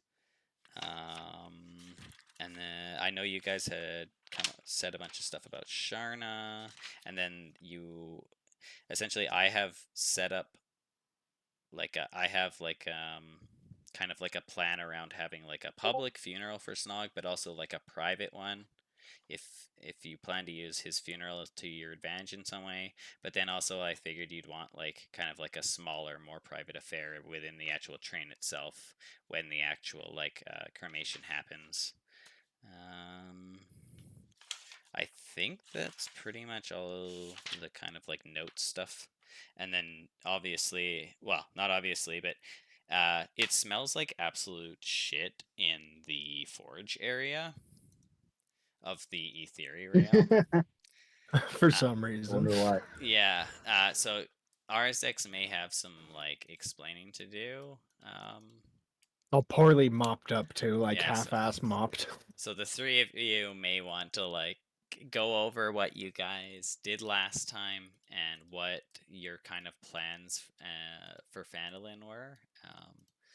And I gotta go take my daughter to bed. She wants to talk to me, and I'll be back. I'll put the video on so you know when I'm back, just in case you want to hide shit from me. But I'll probably be like 15 minutes. I'm gonna grab like something to drink and some food. So yeah. If anyone has worries. questions for me, just write them down and I'll answer them when I'm back. Cool. All right. Cool. All right. Cool. Night, Emily. Cool. She can't hear you. She's Oh. actually asleep in my chair. Oh, there you go.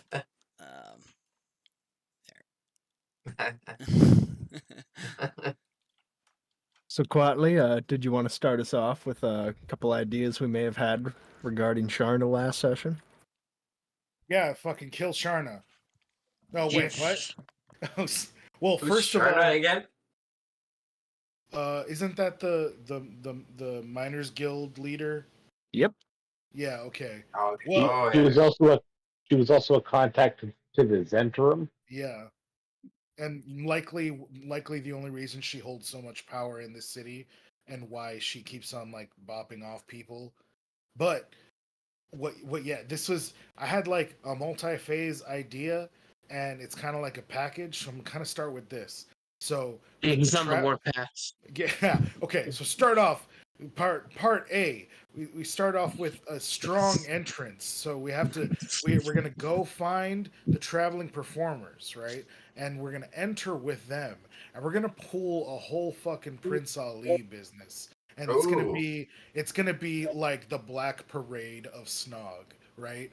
Like it was like when I was a young boy, my father he told me the My Chemical. story of the hero named Snoggy. Snog, you know, and like we're gonna be carrying his like coffin behind us and shit, and like and you know like the performers and Hausch and like Thok are all going to be like playing and singing, like telling the story of how we battle, how we slayed the dragon, a fuck a lie, fuck a loo, and and if you fuck with us, then we'll fuck you too. No, and then so then Don't forget about the shiny blade and the Hey, cockles. yeah. and hopefully this is all, and the idea was we were trying to decide whether or not we're gonna do the whole like theatrical presentation of our Aroa of you know, like, and the duck and the duck and the duck, he was there too, you know, and whatever, and then he turned into a chick or whatever the fuck, right? But that way to see, you know, like I like it was kind of like as to whether he's gonna like wild shape and stay as a duck and act like he was there the whole time, or if he's gonna enter with us and be like, it was his duty to find the blah, blah, whatever. Yeah. Right. You know, And, I'm like, totally You announcing that I bailed. you really need to spin it because I think there's part of the rules the duck had to stay in town. But yeah. Yeah. Not So with I a think killer this is on the like loose. this, yeah, that like we're gonna and the duck on a secret mission he left to bloody blah, right? And Yeah, so he yeah. we're trying to think, we're kind of thinking, at least while I was talking to Random about it, to kind of see to see if it was okay with him, like if that's what he wanted to do. But I think it's like better to try and just kind of like tell everybody the truth, but like spin like the idea that like, well, there's a political assassin in the midst, and it turned out that all along it was the cult of the dragon, and we slayed the evil dragon that led their team, and blah blah blah, right? So that's my idea. But then underneath what we do is, while we do this and we try to gain the town's favor, we try to use that momentum to see if we can't get Black Arrow's kind of like leash released, basically. Like, we don't want to let Sharna know that we know that like she's holding Black Arrow's little brother captive, but we kind of want to see if it's possible to get him released. Like, basically just say, we'll like, maybe even, I was thinking this, maybe even if it means like forfeiting power or whatever. But I think what Aurora's idea is kind of like basically moving to all, even though I think this is what she already expects this, but out loud offering to give her the other seat on the council, which is, I think, ultimately what she was angling for anyway. But through that, and say like, if you tit for tat, and then if we get Black Arrow on our team and have her brother loose, then we just like full scale scorched earth, kill Sharna, leave town. I mean, I'm cool with that part, but like, there's also the possibility of like actually investigate, see if Sharna was the one, who tried to like, I don't remember. Were they called the Yellow Muskrats? I don't know. The previous Acquisitions Inc. team here to see if she was. I mean, it was her, right? I mean, are we all in agreement here? It was her. Probably. I mean, I'm like, look, we're lost. I mean, also like that whole thing with like the note with the ogre or whatever it was, like, and she got all like pissy when we showed it to her. Like that. I'm like, that was her too. That was her. If we don't do this with the utmost discretion, though, we'll have the Zentrum on our backs, and that is not a good thing. Yeah. So what I was thinking is one thing. What? Go ahead. Sorry. One last thing is do we know how? So there's a crowd of people around the mayor's office trying to get to Sildar, right? But do we know if he can last another day, or are they breaking down the doors like today, kind of thing? Because from what I remember, is the traveling carnival is a days away, so they won't get here until tomorrow. Are they literally going after Sildar? Or are they trying to go after? I think Sildar's in the mayor's office, from what I remember, and they're trying to break into the mayor's office. Okay. I don't know if I they're mean, trying to I break in think today ultimately, they're trying to break in to get Sir Donald or us because, hey, what's up, Colin? Welcome back, Because Colin. they think Eric. that, huh? Colin, are the crowd of people breaking into the mayor's office today, or does it look like they're just surrounding and like basically like can Sildar last another day?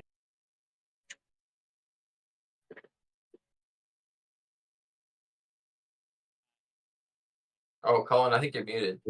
Or Hi. What is? yeah. Like there's just like an active mob, but like I don't care if it's today or tomorrow. Whenever you like. Okay, never mind. Way Probably the you're good. mob All would be after us or Sir Donald, right? They wouldn't be specifically after Sildar, would they? Or are Well, they? remember, Donald was supposedly in the train that flew away. So, to their view, Donald just up and left. So who's left? The last surviving member of the mayoral council. So it kind of makes sense why they're surrounding Sildar. Yeah, but but if I don't think he's Colin under says the that gun. we can survive another day. I don't think he's under the gun for like being, because the thing is that like that what's his name's cousin thinks that we killed him, not that a Sildar killed him or anything. But that's why I was asking Colin. What? I was asking Colin if Sildar is under any, if Sildar is actually in any danger, or if like they're looking for us or Sir Donald. You wouldn't be able to tell from this distance. They don't Okay. seem so much violent as just like yelling and wanting answers. Yeah. See. Okay. Yeah. No. I think we're fine. But anyway, all of this is either way. All of this is an idea, and it's got like 4 separate like option points in it. So that's what I was laying down, and I kind of like at each point like kind of would appreciate input about like what y'all think. Yeah. Well, hey, I think that's what I was like. hey, we meet up with the performers, or we just go into town and try and pull off this like performance by ourselves. Of course, I'm gonna say like we get a big performance boost. I'm pretty sure with like a traveling group of performers, and like nothing tames the masses like the opiate of the striding boards. So that's my argument for that. B, do we out Sir Donald as a druid, as an elf druid? No, I'm just kidding. Is wine and ale an option for the arcane cannon to shoot amongst the crowd? Oh my god! You fucking We were thinking of that with Sharna's house at first. As only because you're arcane archer, I'll allow it. Yeah, actually, like, yeah, and then the final point was like, we could just like stroll into town and like as we're leaving, just like accidentally like hit the cannon and just burn down the fucking the miners guild office and be like, oopses. But anyway, no, I think this second. is where as business would like try to veto that idea, and would kind of try to go back to the carnival style. Because I like the second option point is, like I said, whether or not we out the truth of Sir Donald in order to make him look better because he delivered the final blow or whatever against the dragon to avenge his acolyte. And then I think the third option was whether we kind of like, and this is also what this is multiple choice, because this is dependent on how the crowd takes it, like if they buy it or not. So if they don't buy it, whether we leave town quietly, whether we just like scorched earth, or then the third option is like they do buy it. We try to take on Black Arrow to give Sharna a seat on the council, and then behind her back, either try and just kill her using somebody else as a patsy, or again scorched earth, and then we leave town. Because honestly, the other thing we were talking about is like, what the fuck do we need Phandalin for anymore? You know what? I think this is perfect time for. I think it's Yeah. perfect time for us to call a vote. I think it's like 3 votes, So but yeah. I think what probably best is everybody for just like whisper DM me just which one they prefer, and then like if there's a tie, we just do another round of that, I guess. See which one has the majority of votes. So whether we go scorched earth, carnival style. I feel like the oust Aurora part, that's just on her. I'm gonna 'cause act that's as more personal than it is. I'm gonna act as Dabby for this, just FYI. Oh, okay. Okay. So I personally wouldn't want to get into the vote of Aurora's situation because I feel like that's on totally her decision. Because that's I'm fine quite either way really if we affect want to the make it a reputation. vote. Okay. Then if you guys want to toss me your votes then of which one you prefer. And this is the style of entry, or like what we're doing about Phandalin. I'd say let's just go with style of entry for right now. Do we want to go in silently and work things around after that, or do we want to go with the major entrance of big old funeral for Snog? Let's go with that for right now. So those two are different. If we do more, so our two options are like the somber one or the celebration one, or what are our exact options? I think it's Yeah, I guess down to, whether to use the carnival or to be just like kind of slip in quietly. yeah, like Okay, I see. Yeah. like nothing happened. The duck was here the whole time. What do you want? Yeah. Yeah, what do you want? Yeah.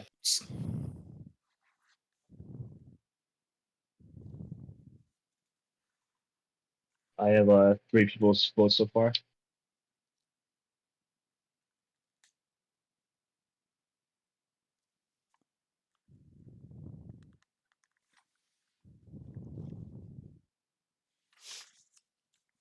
Oh, by the way, there, Patch. If in the event of a tie, you just have multiple votes. You also, because you're and level I 2, currently have you have Black Beak. Graham's vote. Yeah. Damn. So I have 3 votes.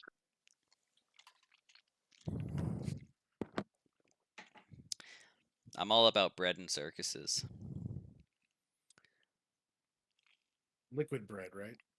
Well, I mean, just So from the looks of it- concept as an idea. Oh yeah.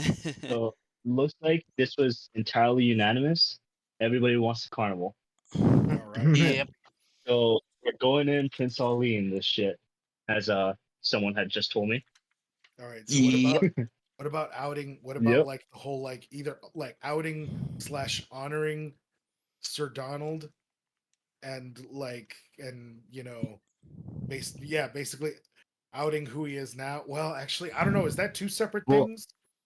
I feel like I feel well, like that's considering almost Aurora's- on Aurora herself, how she wants to do it. I think that's her call. Yeah. If you have a specific way you want to go about it, Aurora, we can go about it your way. Because it seems like you're fine with outing yourself out as the previous Sir Donald. I don't know if you have a way you want to go about things. Yeah, because I am leaning more towards Scorched Earth for Phandalin. Like if Sharna doesn't want to play along, so I'm fine exposing myself. All right, so we'll- that later when the show happens. So we're gonna have pop we in with. Yep. have we canonically all read their letter now? Or are we saying that we've all read it now? That's up to you guys. I would say let's save it for the our private services. Okay. Now that we're all here, we can either do the private service before or after, because in theory you could have the public service without a body. Or we could always put Patch in the coffin. Wait, what? Wait, I just got here. Why am I? Is it because I'm the new one? Is that It's a why I'm being put in the surprise. coffin? You're a wild card in the coffin. If things go down, we'll Hey. give it a knock. You come out sword blazing. You're supposed to put the paladin in the cake. On the horse. He's just on the horse in the coffin. Yeah. And then I The, think we the can horse save, is hidden in the wagon that the coffin's sitting on top of. It's a 2-layer. Yeah. Yeah. Oh. so a 2-layer cake. Wait. Yeah. Yeah. No, I'm just kidding. And then I think we can save any other like decision until like after we see how the Oh, yeah. public The public carnival goes? Yeah, the public perception goes. All right, so we'll be going in with the carnival. Brandishing Snog as a little folk hero or town hero, and revealed that Sir Donald was in fact Aurora, Miss Aurora over here, kind and beautiful. And are you doing are you planning to do this before or after the private Snog funeral? No, we should have we'll have like the camp when we like camp and meet up with the performers. We should have like a private service for Snog. That night afterwards, yeah. So just before the carnival, kind of like once we meet up that's with what I the was saying. Yeah. carnival people, kind of like a little off to the side. We'll hold a little ceremony. Yeah. So then are we gonna, since we're already in Fandolin, are we gonna stop by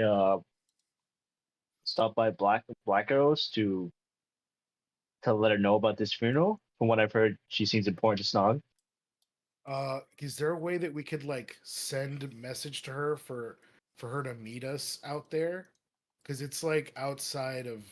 Yeah, you're about like I think it's outside of Fandolin. Yeah, you're half-day travel right now, and I'm like the circus is set up for like the night or whatever. And I'm assuming you guys are still kind of like in the air. But you'd be able to basically just like land next to it, and then still be a half day from Fandolin. Has anybody that has an appropriate spell met Black Arrow that could reach out to her? Because from what I remember, the only way to communicate with her was something that Snog knew but didn't tell anyone. Yeah. Because I think the only people who've actually met, like out of character, the only people who've actually met her is Duck, and just Snog, or at least have seen her up close. And then also you'll have to like at some point clean out Snog's room and make it available. And then so you could do like the whole when you retrieve his body for the private ceremony, you could find the letter at that point. We gonna start crying again? I don't know. It's up to you. Doesn't bother me. This feels like that, you know. Oh, that's right. I was in the middle of writing something, and I got distracted. And I believe Aurora has written a eulogy as well. Eulogy. Yeah. So I mean, unless Aurora has a possible way of getting in contact with Black Arrow, I don't think any of us. Hausch, do you got a spell that talks to people if they know anything about them? Because I don't think he's.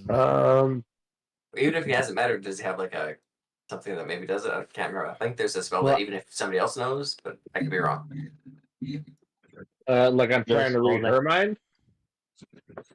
I can cast Detect Thought. You can cast what? Detect Thought. Oh. Is that what Is you're there looking any for? like kind of tracking spell, like if you've managed to find an old letter of Black Arrows to Snog, you can use a tracking spell to retrace his steps, I guess. I misheard that as Detect Thought, so I know. I was like, so you can find me wherever I am. That's actually kind of useful. I could potentially find out like who wrote the letter with Identify, maybe. But so far, I don't think anyone even knows the letter exists. because no one's cleaned out his room. Yeah. We should probably do that. Oh no, sorry. What I meant was the the letters Snog and Black Arrow had been conversing with. Yeah, I think that's what we're talking.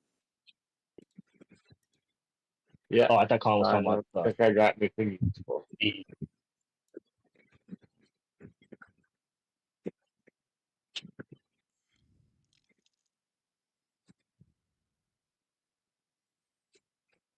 I could set a snare on Schnogg's door so that the first person to go in there will get trapped. Yeah, that's just gonna catch one of my kids. Wait, yeah, but seriously, like it's supposedly whoever's in this train is us. So why would you put up the snare? Just in case, I guess. I was just throwing it out there. Okay.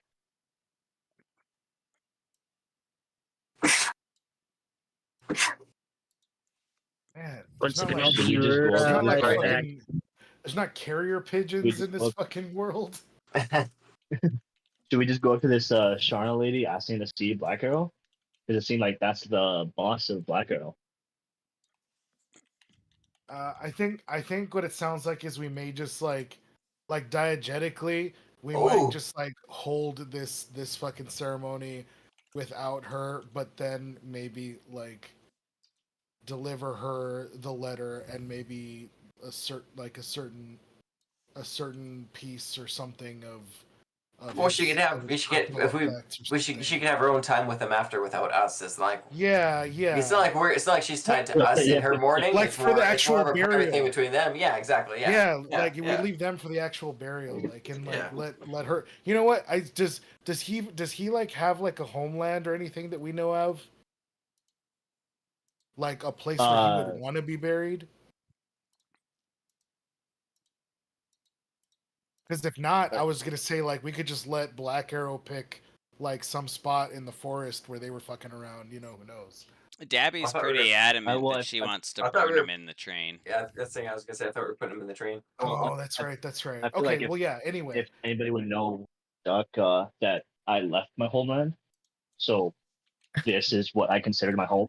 You guys, yeah, that's what I was getting at. That's what I was getting at. Like, but Dabby anyway, was just putting her foot down because she needs another soul to run the train. yeah, I know, right? No. Yeah, so yeah, either way, yeah, we'll just like let her have her own time with, Yeah. alone before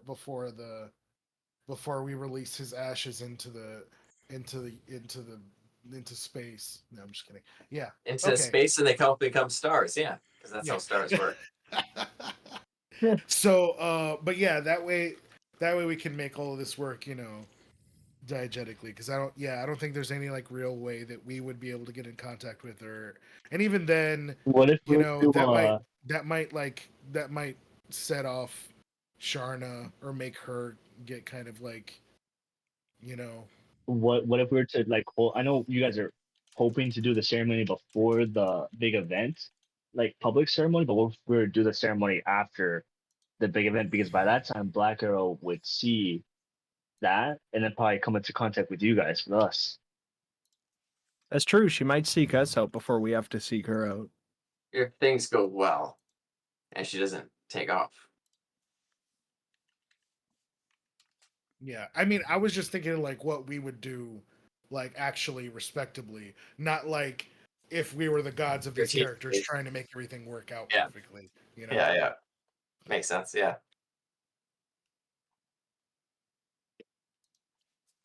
Because we do have a dead So then laying in his room. That In two pieces. Yeah. He would Okay, leave can that anybody at least in cast- there. Yeah. Can anybody cast mend on him at least? I don't know. Oh, would what it- is? another thing that we probably need to vote for then, I guess, if when to do the private ceremony. It seems like we're like at a little impasse.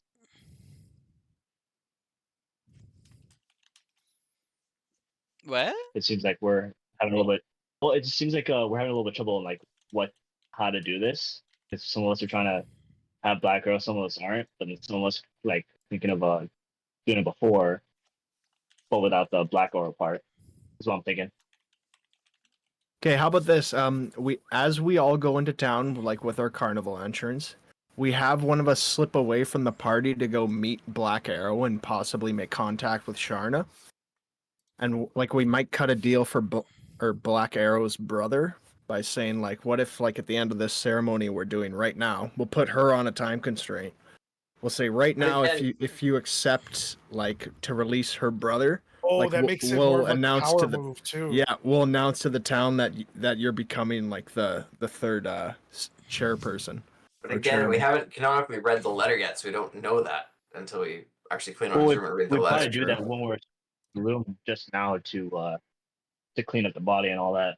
Yeah, I know we've been Okay. assuming it, but we should just say let's go clean out. Is it? Snog's I was room. also gonna It's say getting I could stinky in I there. could also do a prestidigitation to create a smell to cover up any other smell.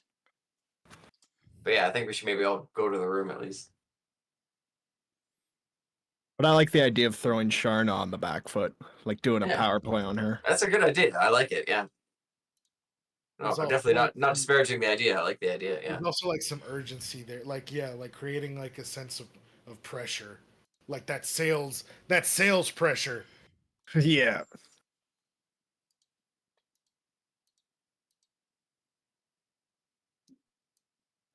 I picked it up in secretarian class.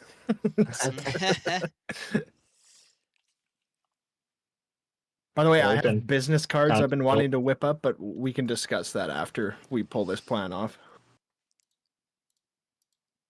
I was actually confused. I thought Patch was the new decisionist, and his horse was secretariat. Our horse does our paperwork. Well, he's actually been doing my paperwork my whole life, so it's not far-fetched. But he didn't quite meet the qualification system. The horse's For intelligence all, is just above yours, and the horse can read, and you can't. The No, horse does my just- taxes. It just takes him a He long does. time to count, to numbers above 100. Yeah. Plop, All the plop, flopping. Yeah. Hey, you talk shit, but guess who got a 600 gold tax refund last year? Patches.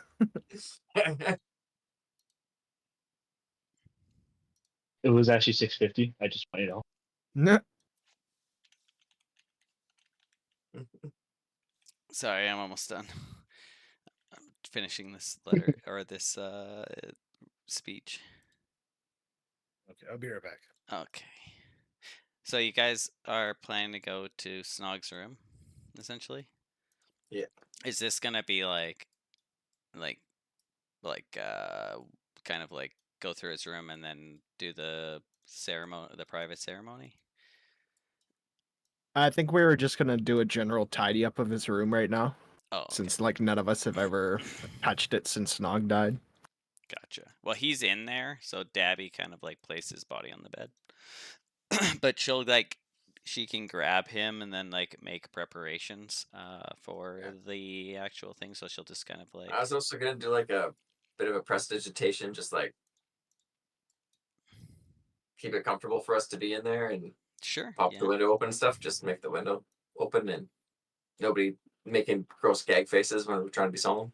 Oh yeah, all good. It's not I use my druid craft to like scent the room with like lavender and Yeah. nice. Yeah. spice stuff like that. You'd be surprised I how use- long a body. I use my special bard classes to light a fucking match. Yeah. You'd be surprised how long a body can go before it becomes like gross. People used to just like But it's not leave so much a when it's cut in body half, for though. like weeks in their house. yeah, probably not as much when it's cut in half though. Yeah, I suppose. There's also though a spell called Gentle Repose, which basically like all of prevents us it have, from right? ranting. Yeah, yeah. I don't think I have that. No, I was just kidding. That was a joke. That was being Okay. sarcastic. But also I wanted to know. Yeah, no, a legitimate question. I wanted to know, even though it wouldn't actually help him or bring him back to life, would somebody be able to cast mend on his body? Oh, just to like sew it back together. Yeah, Sure, why not? I was just wondering. None of us have mend either, so I was gonna say best I got is a healing word or a Like- cure wounds. Or like you could just literally sew them back together. I've got mend. yeah, I mean, that's what we're gonna have to There we go go. with. But Hey, you've got mend? I can mend them. Yeah, I think Hey, I've got did- mend. I didn't spend all that time learning Nice. druid spells to get my fucking hands dirty, okay? Isaac, I'm gonna That's- need you to send me, like, resend the text of what you're talking about for both. Yeah. And I can't remember what the DC was for the second one. Well, I don't think we decided on that part. Okay, Yep, well, mending. I can I've decide. got mending. Okay, Nice. so Dabby will, like, she can go in first and just kind of, like, pick him up, and she'll take... Oh, I'm on the wrong level. She'll take his body to the, like, the train car and get it ready for cremation in the engine bay. And then, yeah, so in his room, there Do you want us to are... roll a perception or anything, or just no? You will, but not at this moment. Alright. So there's 2 letters on... He has his chest, but it's the chests are, like, quite large. They can be used as, like, a desk. There's 1 letter that is, like, the one that you see on the actual map there. That's like a like black parchment and, like, has, like, lipstick on it. And then there's also, like, another letter that says "My will" on it.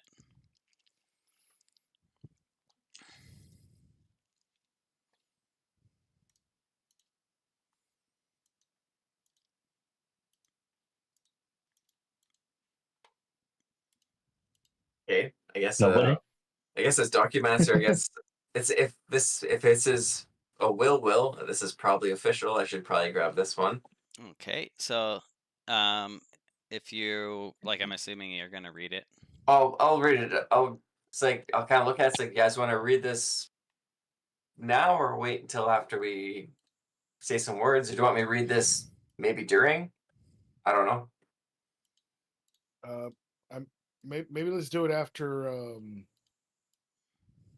Yeah, I don't. Maybe after. I don't know. After? I'm good with after. Okay. All right. I'll slip it in my breast part of my armor and yeah, Okay. save it for after. 1 second. Yep. So you have the will that was on the desk, and then, yeah, this is then there's the letter from that's like black parchment, and sealed with, like, a lipstick. That's also on his desk. I'll, like, maybe hand it to Aurora, like, as I grab the one, and if I'm standing there, like, kind of look at it and just think you're the closest to him. Sorry, I'm back. Make an intelligence Sure. save. Say, ooh. Uh-oh. Wait, what I miss after he picked up the Ooh. letter? Okay, so there's, like, a smell that, like, wafts off the letter as you, like, kind of hand it over to Aurora, that, like, reminds you heavily of something from your past, Mm-hmm. but you're not really able to place it. Yeah. It's like every time. So there's maybe just... maybe a little confusing with some of the other smells going on in the room that we've been casting. Yeah. Oh, that's true too. Yeah. So every time I smell silk, like, it's a specific type of silk shirt, but it reminds me of when I was, like, raped by this babysitter, and I just, like, every fucking time I smell it. So it's like certain people's shirts just, like, fuck with me. So similar to that. Fuck. Okay. Like, it's like almost like a PTSD effect for you, Monroe. Yeah. Where it's like, whoa, what the fuck? I recognize this, but you can't place where from. You just, like, it's super significant. Yeah. Like, and I always, like, hesitate handing the letter over. Yeah. So then, yeah, Aurora, you would get the black letter with the lipstick. I'm all sad as I grab the letter until I notice the lipstick on it, and then, like, there's just, like, a little, like, a look of anger across my face. It's almost jealousy, like you could almost make out. Nice. Bitch. And then Just kidding. was everyone there / has read the letter that was posted and pinned, I believe, in the tavern? Yes. It was so sad when we had to read that the night, like the I night he know. died. Okay, so yeah, now I guess officially you guys have read it. I don't know if everybody remembers, then I'm not going to read it again. But unless you want me to. Oh, the Black Arrow Fuck. letter. Yeah, Black Arrow's letter. Maybe Gotcha. I'll just repost it so it's at the bottom of the tavern. I like punch the wall as I hear it get read out. Like, fuck. Poor guy. So there's the letter. And then Monroe, as you like turn around to leave the room after clearing it out, make a perception, and or anybody else who entered and left the room. I was also gonna say if somebody read it out loud, I would ask to grab the letter just to read it myself based on what if somebody's reading out loud, just to have looked at the words myself just to be certain. Yeah, and you would definitely recognize the things that you think you would recognize. Yeah. Ooh, a 17. Damn. So, you as you're looking around in the room, you actually like you're about to walk out and one of the like floorboards creaks, and Oh. you notice you can like if you step on it the right way, the one corner almost like flips up, and you can actually like pull the floorboard back and it reveals like a secret compartment. Okay. And in that compartment you find another letter that says this is my real will. Oh. It's the same handwriting? Yeah, it's definitely Snogg's. Okay. What the shit? He had some secrets. So and then I'll, like- as oh yeah, go ahead. I like maybe if I can, I won't even show anyone that I've got both if nobody knows, and like just put both in just so. Yeah, I might keep Okay. that. I might keep that a secret quickly if I can. Yeah. Oh sure, yeah. I think you're the only one who rolled, so Oh, you're technically the only one that's in the room. So I wouldn't even bother with the stealth unless anybody's trying to look in there, but no one said anything. However, I do. If you want to jump over to the other chat with me quick. Sure. No, where are we? There we are. So like above the door to the left, like near the ceiling, Yeah. is Sugarford Dingling, the like Black Hour herself, kind of like Oh. hidden in the corner of the room. Oh Jesus. And then she'll like notice you like lock eyes with her, and she'll just like put a finger to her mouth, like shh. Yeah. But it's up to you what you want to do with that information. I think like because I'm guessing she's like ninja'd up, and like I just Yeah. recognize the eyes, and I'm like kind of flabbergasted, but Yeah, and like when you I lock think I- eyes, it's pretty clear who this person Yeah, is. I Yeah. know who it is, and I'll probably go like white as a ghost, but I will walk out and close the door behind me and pretend like nothing happened yet. Perfect. Okay. Oh no. We actually felt bad about reading the letter right away. We're like, oh, we gotta wait for Isaac. Okay. Did we ruin a joke? I think we ruined a joke. Oh, I don't think so. Okay. I missed something, maybe. Okay, I was so telling yeah. Isaac why was he fucking philandering around with a side piece. Oh yeah. So you have, are you reading the letter, etc. There, Aurora? Yeah, I think curiosity would get the best of me. Like when I saw the kiss, so I'd open it and I'd start reading it. Mm-hmm. You know, totally not a toxic trait or anything. Just Yeah. gentle curiosity. So how do you react to this? It'd be a little bit of anger at first, like sudden disappear, professional, left a state of worry. This bitch. And then as I'm reading through it, like I start feeling bad, like, oh no, like she genuinely had a lot of feelings for him too. And when I read about like the little brother, like I'll talk to it with the group too, but I'll be like, Blackfoot had a lot, or Black Arrow had a lot of baggage here from everyone. I think we should try and honor what I'd assume would be Snog's final wishes and try and free Black Arrow's little brother.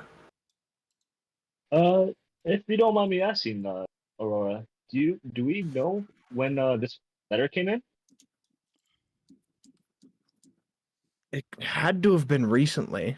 I don't recall anyone delivering this to this room until after Snog met his unfortunate end. So it has to be fresh. Why? What do you think? Well, I was just curious whether or not he's read the letter. I don't think he did. Is it cool? Hey, I'm pretty sure it was still sealed when we found it. Wait, also, Aurora, can you roll nature since you're a druid? For sure.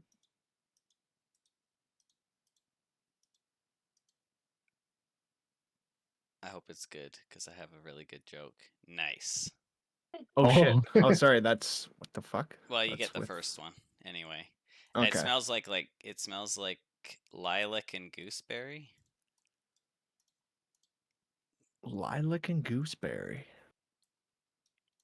It's a Witcher reference, I'm pretty sure. Yeah, I was about to say, you know, I heard the music playing in my head and I didn't want to say anything. Sounded familiar, and I couldn't place it. So that's like, oh yeah, okay, now I get you. Yeah. I was wondering why I was thinking toss a coin to your Witcher.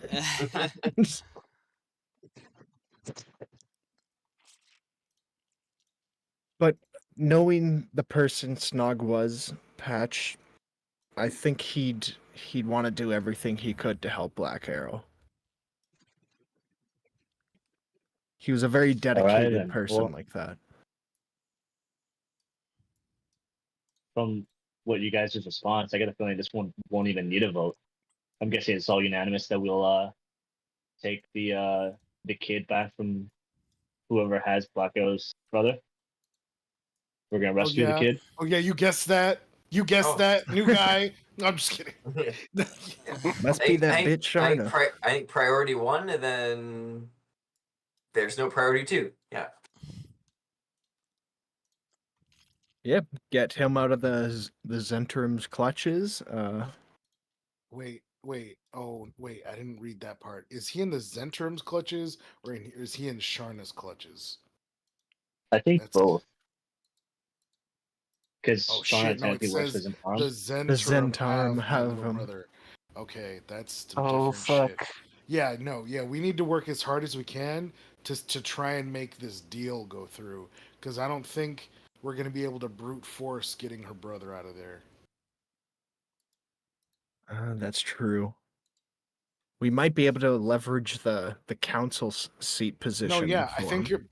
I mean that was always the plan, but I think your high pressure sales tactic might be like Might not work out. what? No. I think that might be like the the icing on top, because like in reality it might be one of those things that she thinks is in the bag anyway, but if it's like you know how you were saying, where we have somebody kind of putting down the high pressure sales while we're trying to win the town over with this epic that may swing the town completely into our favor, where who knows which other one of these magnanimous heroes that are on the party could be invited into the council, other besides Sharna, who sat here and did nothing about any of this. I think I think we have to use every bit of leverage that we can to try, because before I just thought Sharna had her brother. I'd forgotten, or I guess it's because I didn't read the letter. It was just from when my understanding was from when Colin read it to us, and I might have like fudged a little bit of the details, but like, yeah, I don't like, yeah, I don't know that we would be able to successfully, like I said, just like brute force her brother out of bondage of the Zentarum. We'd have to like No, we'll do have to all kinds finesse of- him. Yeah, yeah. I think any bit of leverage that we can add on to this, you know, whether what's fucking money, I don't know, whatever. Anyway, yeah. Well, yeah.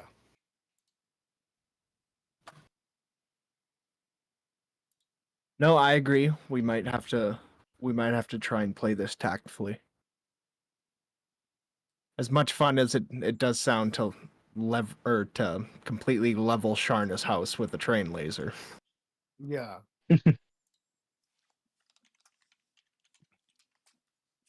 Although if he's in the grasp of the Zentarim, even if Sharna disappears, there's no negative statements coming from her to the organization in regards to the brother. No, there's just a lot less likelihood that we'll be able to actually track him down and get him free.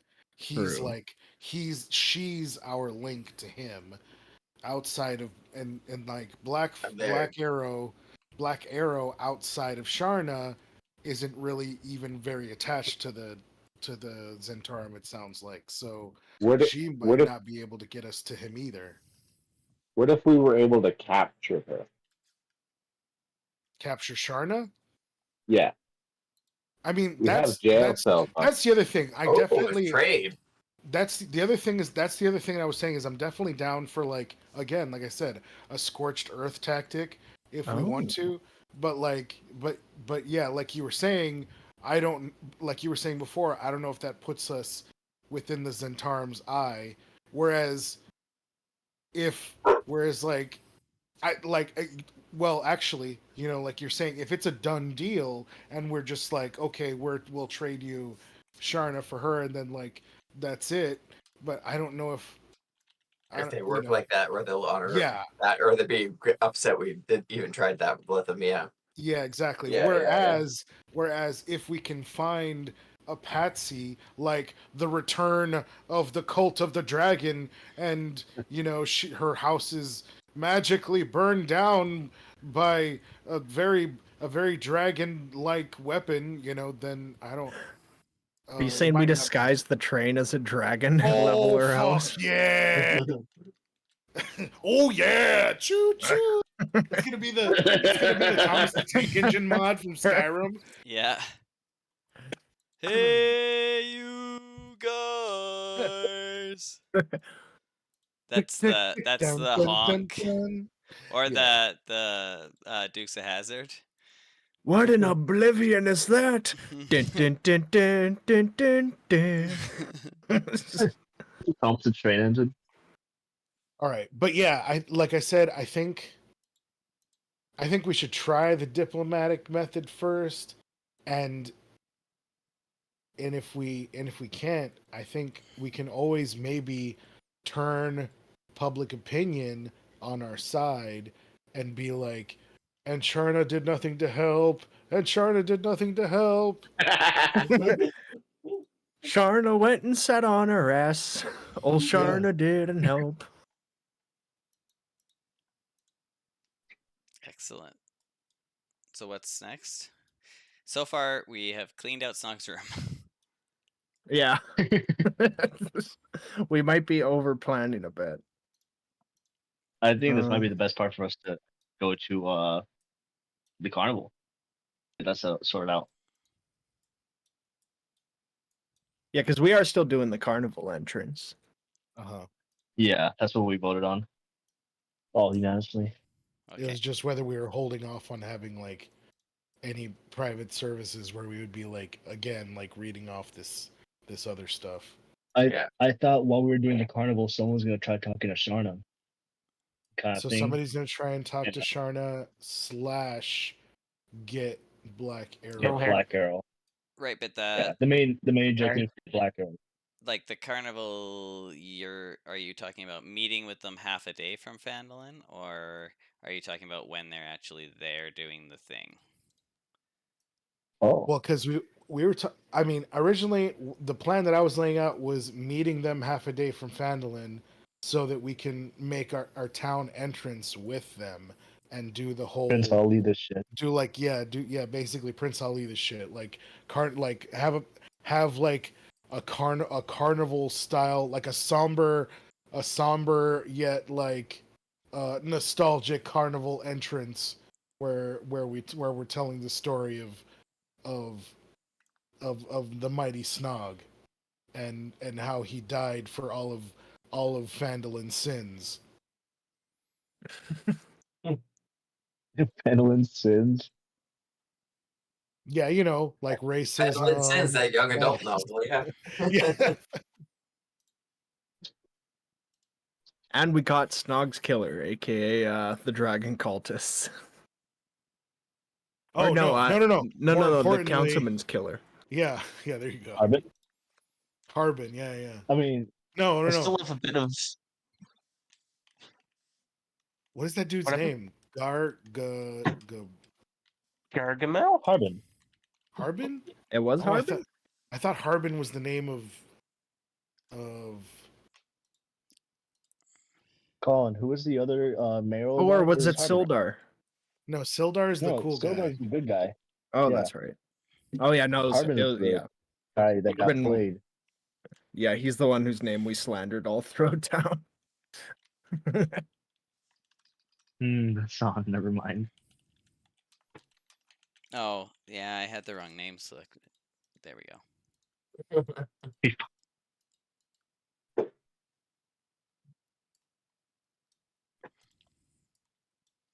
Okay, so we're meeting the traveling performers just Yeah, outside so of town. they've set up their and- camp in this And square. we're explaining all of this to them, like how we want to do our entrance. Yeah, I imagine like the day of travel from Thunder Tree to Phandalin is kind of like when all this is happening. I'm not too worried about exact timings, but yeah, like essentially you can just like land at the carnival or Phandalin or wherever around here as you wish. And then you said something about there's a reason why Blackfeet isn't here. I did not say that. Well, you did, but you Oh. said you'd explain it later when it was irrelevant or something. What did I say? Okay. You did mention there was a reason Blackfeet was gone, but you said we could get into it when it mattered or whatever. Oh, yeah. Yeah, I'm not sure if it matters now. We're not at that point. Okay, So got it. Sorry. currently Blackfeet is on the train. Okay. He's just kind of like keeping to himself in meditation in his room, prefers not to be bothered. So we should probably go let these carnival folk in on part of the plan here, shouldn't we? Yeah, that's what I was saying. Like Oh, we're like sounds as like- we're meeting up with them. We're like we're trying to you know, Thok is going over like the song notes. You know where the hits are gonna be, where we're gonna drop the breakdown, Okay. where everybody's gonna like, where everyone's gonna like stop for kind of like the more like thematic poetry style reading of the Epic of Snog, and It's looking at your lights like it'd be really good if they have 4 elephants, but that's assuming a lot. And then the camel standing on the elephant, like I don't know if they're gonna be that choreographed. Like, like in theory, it's great on writing, but I don't know if they're gonna pull it off. They were meeting us halfway with the synchronized firework entrance. Prince Ali, handsome is he, Ali Ababa. That physique, how can I speak? Weak at the knee. That was beautiful, Colin. Okay, Damn, so NDA. this you guys fly over, see this circus, and are like, "Fuck it, let's crash this party," and then you just Dabby will like circle and then land the train outside of the circus, and like everyone kind of like rushes out of the tents to like watch as you guys land. They're like, "Fuck, we've been outdone." Of course you've been outdone, for we are the hostile takeoverers. And I'm like quietly handing out business cards to the crowd. Nice. Get it? You're all like, but if you want to raise your profile within the greater Fandolin area, you can please Yeah. So there's reach out to our marketing team. they have just like their travel tent set up, but you can see they have like the gear to do like a really big top. And then from what you would know from before, Sir Donald, they're like they're specifically known for like their acrobatic moves. Like a lot of them are like former monks, etc. And it's at this point that kind of like that Graham kind of like disappears into the crowd. And isn't seen by you guys again for now. And also the other thing that was known about this group is that one of their members is known to be a wanted criminal. That's pretty awesome. Yeah. So they're I didn't know it was a cool carnival. Yeah, it's mostly like criminal for what? it's mostly like the high flying acrobatic type of stuff. In fact, on most of their like wagons and tents and stuff, there's like a plaque, like not a plaque, but like flags, like cloth like banners and stuff above doorways, and they all say the Mile High Club. Beautiful name for a circus. What's a mile? Actually, yeah, all of the travel is done in miles in 5e. Well, yeah, I figured.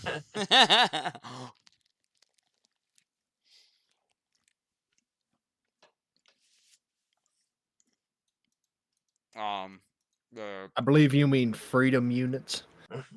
Yeah, so there's probably like, I don't know, 12, 15 tents of like individual members or like small families of these acrobatic professionals. There's probably like one tent that's larger than the other that a man with he's got like really, so he's like bald on top, but the sides are really long, and the sides are like fashioned to like go outwards and upwards, so it looks like he kind of has like a crown made of his own hair. And then he doesn't have any eyebrows or other hair on his body, with the exception of like this massive curled at the tips mustache. God's the sexiest man alive right there. Yeah. And you're envisioning this man, and then as he walks over, you realize he's like 2 feet tall. He's actually like a gnome. Just been gnomed. Just keeps getting better. Yeah.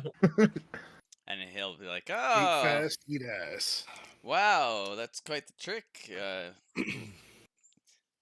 That's an incredible machine. How can our humble Mile High Club be of service to you, fine gentlemen?" From his manner, he kind of like assumes that you guys are like rich nobles. Like only the rich and powerful would have access to such a device. And this guy appears to be like the leader of this troop. I don't know if anyone else jumping up, but I'll bow low and. Oh, we're actually representatives of the mayor of the town in which you're heading, Vandalin, and we were on our way into town. Wow, such a small town has such powerful magics and strong members. And he'll look at Patch as he says strong, and probably a little bit at Thok too. Yeah, no, Thok will jump down. Thok will jump down, and he'll like strum on his lute, and he'll say, "Yes, that's right, and we are." What's her name again? He's gonna ask to Arzex. And then Oh, if you're like, the hostile the- oh yeah, takeover. We're the that's humble right. bendovers. We're the humble bendovers. Yeah, okay. We are the humble. Oh no, we're the hostile we are the hostile takeoverers. And and then Thok's gonna say, and I'd like to share with you a story of the Oh. Green Dragon. My word, I didn't know there was someone so that the mayor of Fenelon would have such a talented bard among his personal staff. Please, spend the night with us, and we'll share all of our stories. And then, Ooh, they just invited you to bed.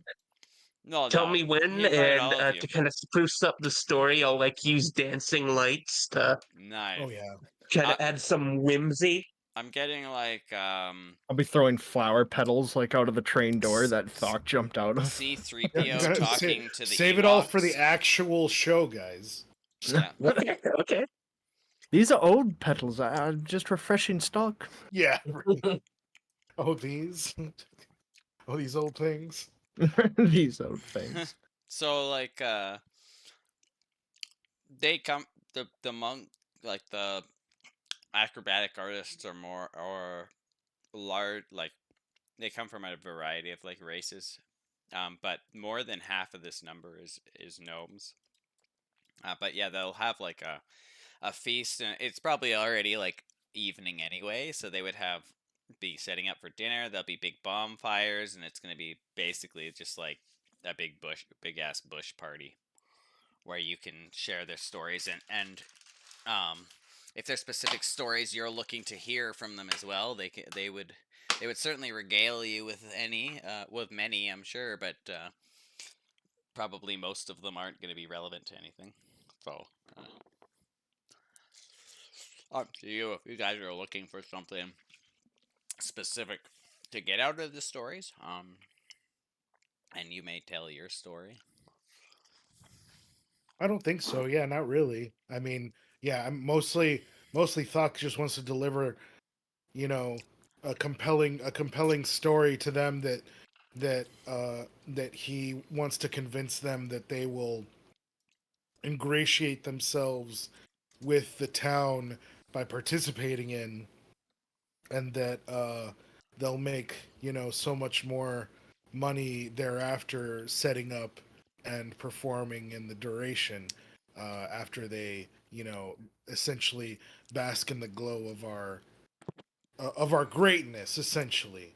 And he'll pitch ideas to them about, even having, like Cirque du Soleil, they have like a certain theme every time. Yeah, And it's so like a like this, story. it's like, like you can theme your, like, from after we do our entrance, you can do your theme kind of based on the story of the trickery of the green dragon and the elven woman, and her trick to trap the elven druid and whatever. And like, we'll even, I think, like, somewhere in there, like, instead of having like actual Bertice in the story, it'll somehow like almost like dream kind of, you don't really understand how, like, shift into like Sir Donald being actually the captured maid, but like it's like his Aroa elven self, and like, and him somehow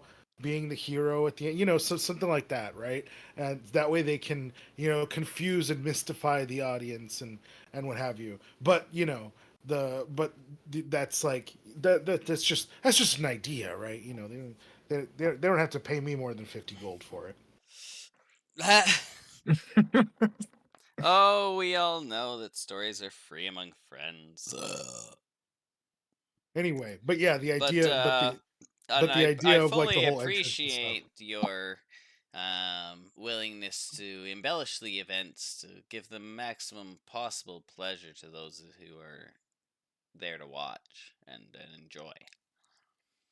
Yes, you see, for the city of Phandalin, for as modest as it may be, is under a bit of political unrest, as we seem to have noticed coming back this way.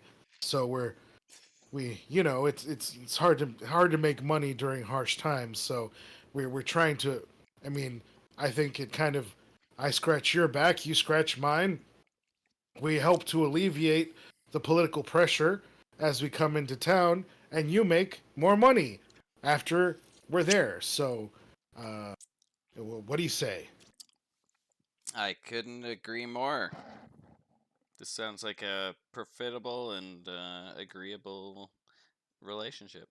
And they'll, and you know, we'll clash. What's it called? Mugs of whatever we're drinking, and continue to tell stories the Nice. rest of the night. Perfect. Does anyone want to try and fuck a gnome? You will Yeah, be fuck rolling to see if the gnome survives. Oh my god. Thok, there's this book. I can't remember what it's called. Mog World. Where Why does that sound familiar? Wait, there's like this halfling chick who's like a BDSM like dominatrix, and she like starts working with the bad guy who's like an orc chieftain because she just can't get enough of his massive cock. Oh fuck. Yeah. Of course, right? And there's like Okay. these scenes where it's like just describing her like trying to sit on it, but it's like unrealistically massive. Like it's just so weird. Man, that's so weird. It's so weird. Link? No, I'm just kidding. Yeah. I'll The find lusty it. Orconian maid. No, Arconian. That's fucking disgusting. Send me a link. it. Yeah. The Pixar, it didn't happen. Yeah. So that they're fully on board. Graham's still nowhere to be seen. I'll take your gnome. Oh, and all the if they like, there's a couple kids and they're all just like hanging out with like they like follow Dabby around. Like everybody just like initially like the other people are kind of like fearful of Dabby when they realize she's really nice. They just all the kids just are like following her around everywhere and she can't get a break from them. She's getting like permanent marker like drawn on her. She tries to scuttle away from him. Yeah. And then Rub like gets himself in with the kids pretty fast. Like he's like pretty social and he's kind of like he kind of shares like similar interests with them, like very like musical and story and stuff, whereas like Tug is kind of like, like looking for somebody to like fight or play a sport with, and it's just like not, these kids are not his speed, so he's kind of bored. Man, if Doc notices this, he might try and take Tug by the gnome's tent and be like, they may not be your age, but I'm pretty sure they know how to tumble and devil's take a finger. fall the way you would. And I might sit him down and have him watch them a little while, see if he takes any interest. Oh,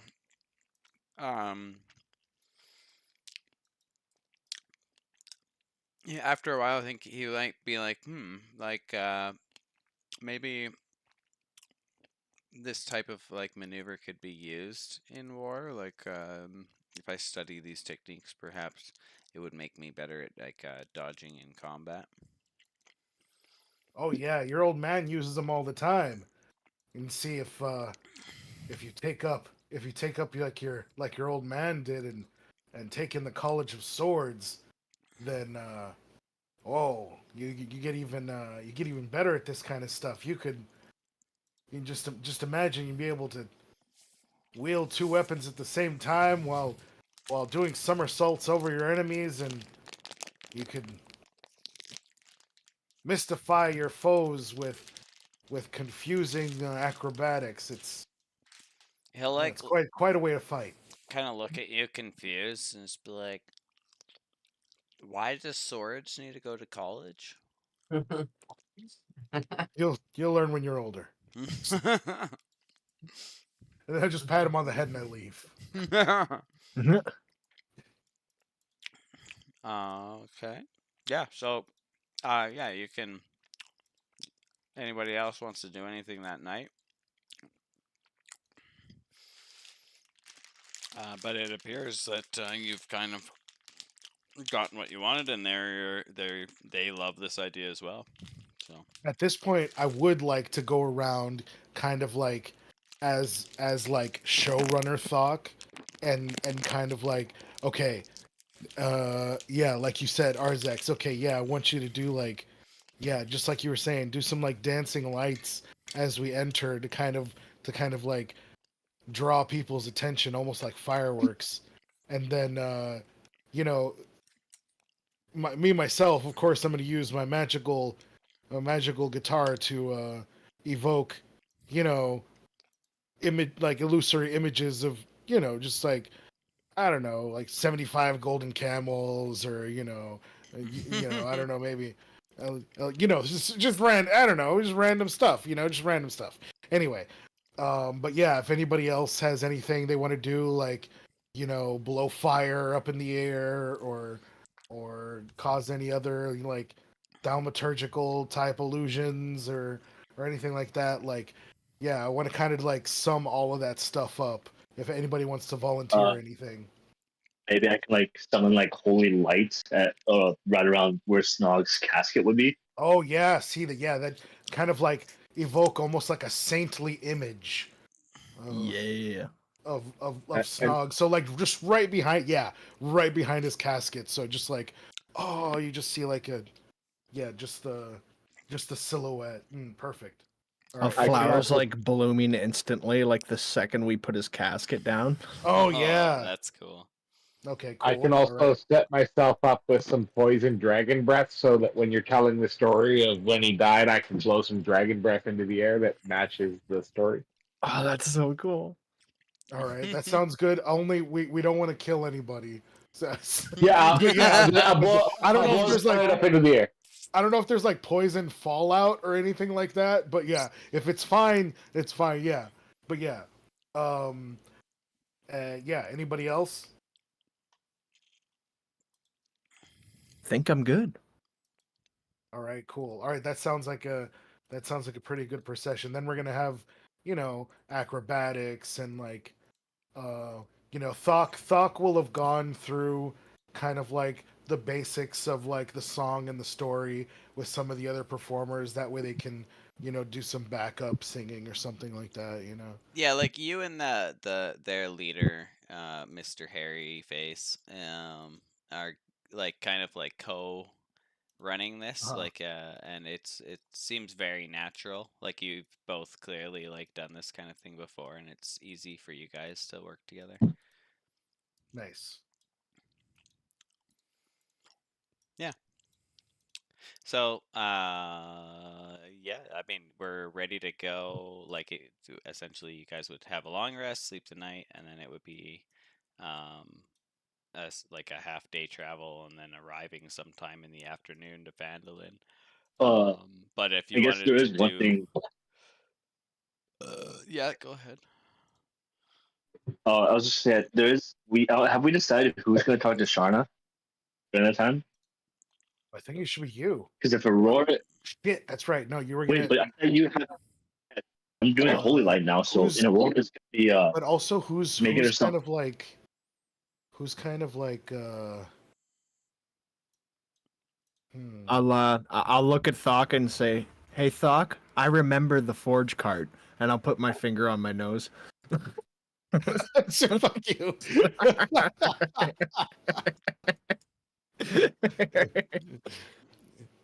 um. Oh yeah, did you guys I am so confused. did you guys explain that, by the way? I was the last to put my finger on my nose, so I had to clean up like the giant pile of shit from the forge cart. I'm just wondering if you guys even like explained to the rest of them what the fuck happened last session. They better No. not. I don't. don't know that I understand. What was that? What the fuck was that? Was that a wild magic turd? What the fuck was that? Something about a mask and a wild turd. No, because was it oil initially and then it turned into shit, or what? Or what? Somebody rolled grease and then somebody shats themselves. You know. Yeah, but what about the Oh. rest of it? Like, you can't just like leave it there and not explain like everything leading up to that. It has no context. I mean, you Look, some can. wild didn't- shit gets Oh, up to on this we train. didn't talk about that at all. Like, okay, yeah, you Oh, went into fuck. great detail. The fucking scene between like Thok and Yagra going at it on top of the cannon, but you didn't talk about what was going on during that. So Yeah. like, I So- thought when I left, you guys were gonna explain that. no, what? Okay, so yeah, so for anybody that missed this, so at some point when we made it back, Arzex pulled out the only living piece, or the only piece left of his acolyte, his follower. Groupie What was it? floopers. Groupie floopers. Groupie floopers, Mr. Groupie floopers, and which was his face peeled from the rest of his body, and he decided that he was going to put it to rest. So on top of one of the forage's anvils, he had Dabby blow fire at it, upon which it did not burn, and it decided to start levitating and talking to Arzex and calling him a traitor, and announcing that he was somehow like immortal and could have been resurrected, but now he was going to destroy his master. And so we ended up fighting a flying fucking face, which it's not fun. It's not fun. Why would you cast grease to fight a flying face? No, I- that was a wild magic thing since I Oh, screamed okay. booyah. Yeah. You Okay. got a little And then too I shot excited. myself. So like, Yeah, so I don't know how that happened. Like we were going back and forth, and I was trying to like I was trying to like douse it in oil and catch it on fire, which of course, me being the idiot I was, tried to throw it at the furnace and it just like flew away. So like Arzex, why don't you tell us what the fuck happened with the whole grease issue and whatever happened after that? Yeah, because I had to mop the shit up. My recollection's a bit fuzzy. I don't know.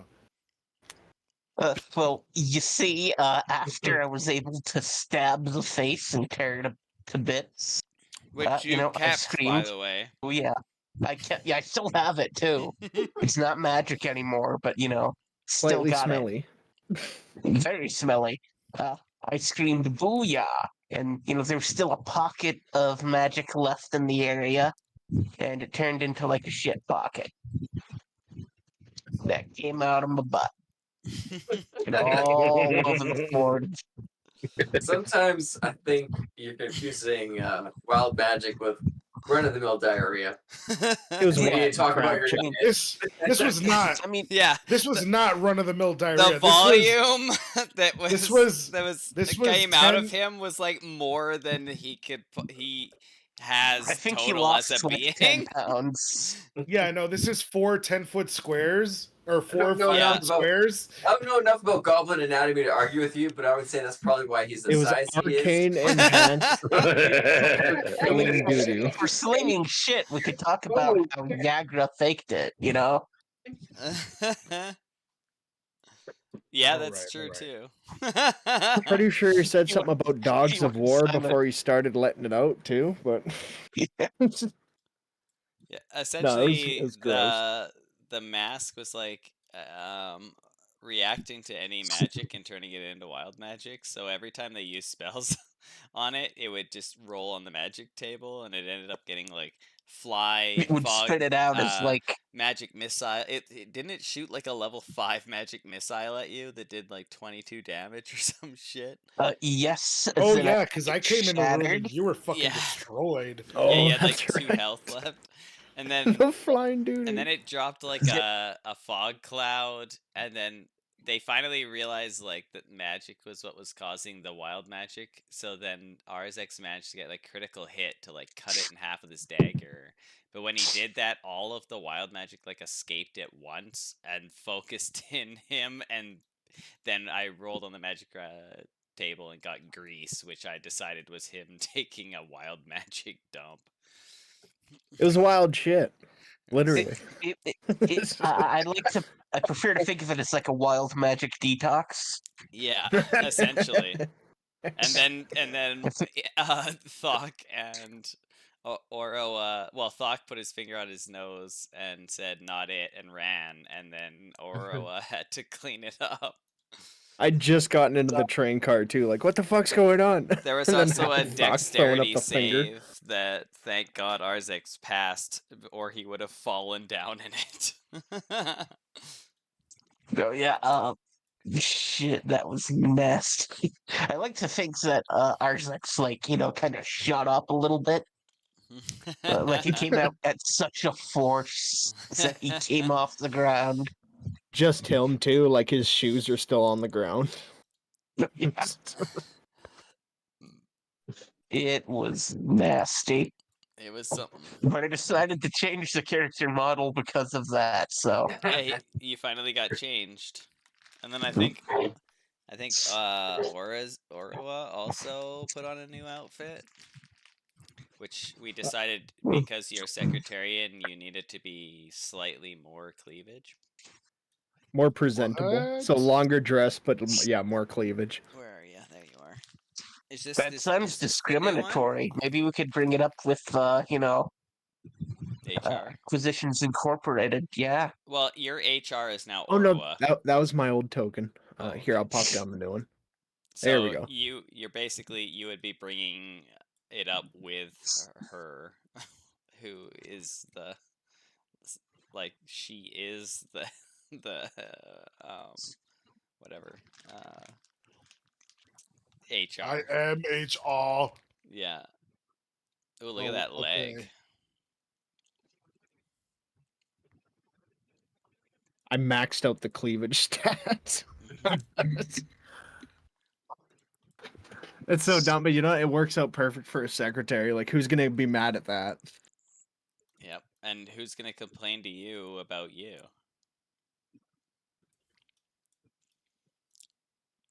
All in all, pretty wild night.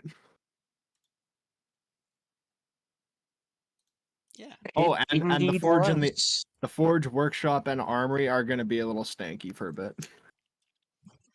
I was not thorough with the mop. So, Anything, I thought the wild flowers would have made it better, but apparently not. No, Nah, now it it's just just- wildflower and It shit. just mixes together. Yeah. Yeah. Yeah. okay, so Shit in twists. in answer to what we were talking about, I don't think maybe we should just like basically tail end the show with going to meet up with Sharna, because like, and again, just like try to use that momentum and create like a high pressure seals. Because we would also have to Moment. risk one of us being alone with her, and Yeah, exactly. yeah. Like not, That I sounds don't- dangerous for someone. there's Yeah, I no- don't know there's who we not- could risk to do that. Yeah. There's not a single person that I feel like putting alone with her and Black Arrow, especially at this moment. You know, like Mhm. who the fuck knows what Black Arrow might be thinking? So yeah, no, I think. And then in the end, I think it should be Aroa who talks to her like as a shape-shifted duck, and then like shifts back, being like, it me, whatever the fuck, and then like, and then making our position clear. Two body who dis. Yeah, get that 3-body problem. So, do you want to do the private ceremony before going with the circus to Phandalin? Or are you going to do it after? I guess we're gonna do it after. Okay. In that case, we will go to Phandalin. Boom, boom, boom, boom. Where are you guys? There you are. So yeah, when you arrive in town, you would here's the party in the train. Where are you planning to land? Are you gonna like is the train just like running like a foot off the ground in front of the circus? Probably behind. Yeah, we're probably just taking up behind them, just making sure they're on their way. Yeah, because we'd still probably park the train, outside of town in that same forest either way. Oh, you wanna And because you'd be coming from up here in the north. oh, I just mean, yeah, it's part of that. It's kind of like, well, yeah, no, I just Oh, I considered see. that to be part of the same kind Okay. of like forest, whatever, you know. Yeah, and then this is gonna be like the circus folk people. Yeah, and we'll There's just you come guys. in with like the main thoroughfare or whatever. Yeah, and- sounds good. So yeah, you would basically like as you get closer, you would hear the commotion, and you would see like the huge crowd of peasants with their they have torches, but they're unlit because it's daytime, and pitchforks. Most and a lot of them have like mining picks because they're miners. Yeah, And not old enough to carry a pitchfork. Got exactly, it. yeah. And then the town council hall is got like a line of guards in front of it. And Sildar's kind of like standing at the door, like trying to get everybody to calm down. And then Jeffrey, so Harbin Wester's cousin, Jeffrey Wester, who is the one that caught you guys in his house, which has since been cleaned up. It's kind of like standing on a podium, like inciting the crowd to like turn against Sildar and the hostile takeovers. And I'm gonna go through kind of like what the crowd essentially is like saying as you guys like approach. So you can hear them like yelling towards like in Sildar's direction as you guys come up from behind, like several of their problems. One is like, where's Sir Donald the mayor? We haven't seen him in like 3-4 days. Where like, is he dead too? What's happening? Some people are saying like, oh, this is all a plot by Sildar to be the mayor. Since he lost, he actually killed both the other members so that only he remained. Did you notice that no other counselors have been assigned yet? Oh, you're the only person has the ability to be mayor suddenly. And a lot of people are like basically demanding that new counselors get chosen immediately, and they're demanding that Jeffrey Harbin's cousin be one of them. And they're also like saying like, oh, Harbin's murder still unsolved. Like, are any of us safe if the most richest and most powerful man in town could be murdered and These no are one the can even headlines, figure it out folks. how? Is that are any of us safe? And also, what about the mines? They're being overrun by goblins. That's like all this town's profit. There's a ton of silver and gold under those hills, but we can't get it out when we're constantly being pushed back by the goblins in the mines. And what about there's some kind of grove outside of town, and people are getting all their goods stolen. And then we've also been hearing about all these dead from up the hordes of the undead from up north. If it isn't the economy that kills us, it'll be the zombies. And what's all these new pictures of Spider-Man? I want pictures of Spider-Man on my desk by tomorrow. I want Spider-Man's feet. I want Spider-Man spread across my desk. That was a really good impression. Let me just say. No, So- it's Yeah. Spider That's- ass on my desk. I've been my working on it. face. I've been working on it, guys. That's essentially what you're walking into. And like the whole kind of like crowd is there, and then Jeffrey would see you guys walking up in front of like the circus folk and would be like, there they are. There's the Start the music. Yeah. Oh, I'm in duck form too, by The the way. murderers, the potential murderers and usurpers themselves. Where's our mayor? They'll scream. Are you in? Are you? Did you say? Are you in duck form right now, Yeah, Aroa? yeah, Is I it- took on my is there- duck form. Oh, I okay. think that's like a great time for like if there's like a slow build up at the intro of the song. Like Okay, yeah, so- No, yeah, no. Dun, First, dun.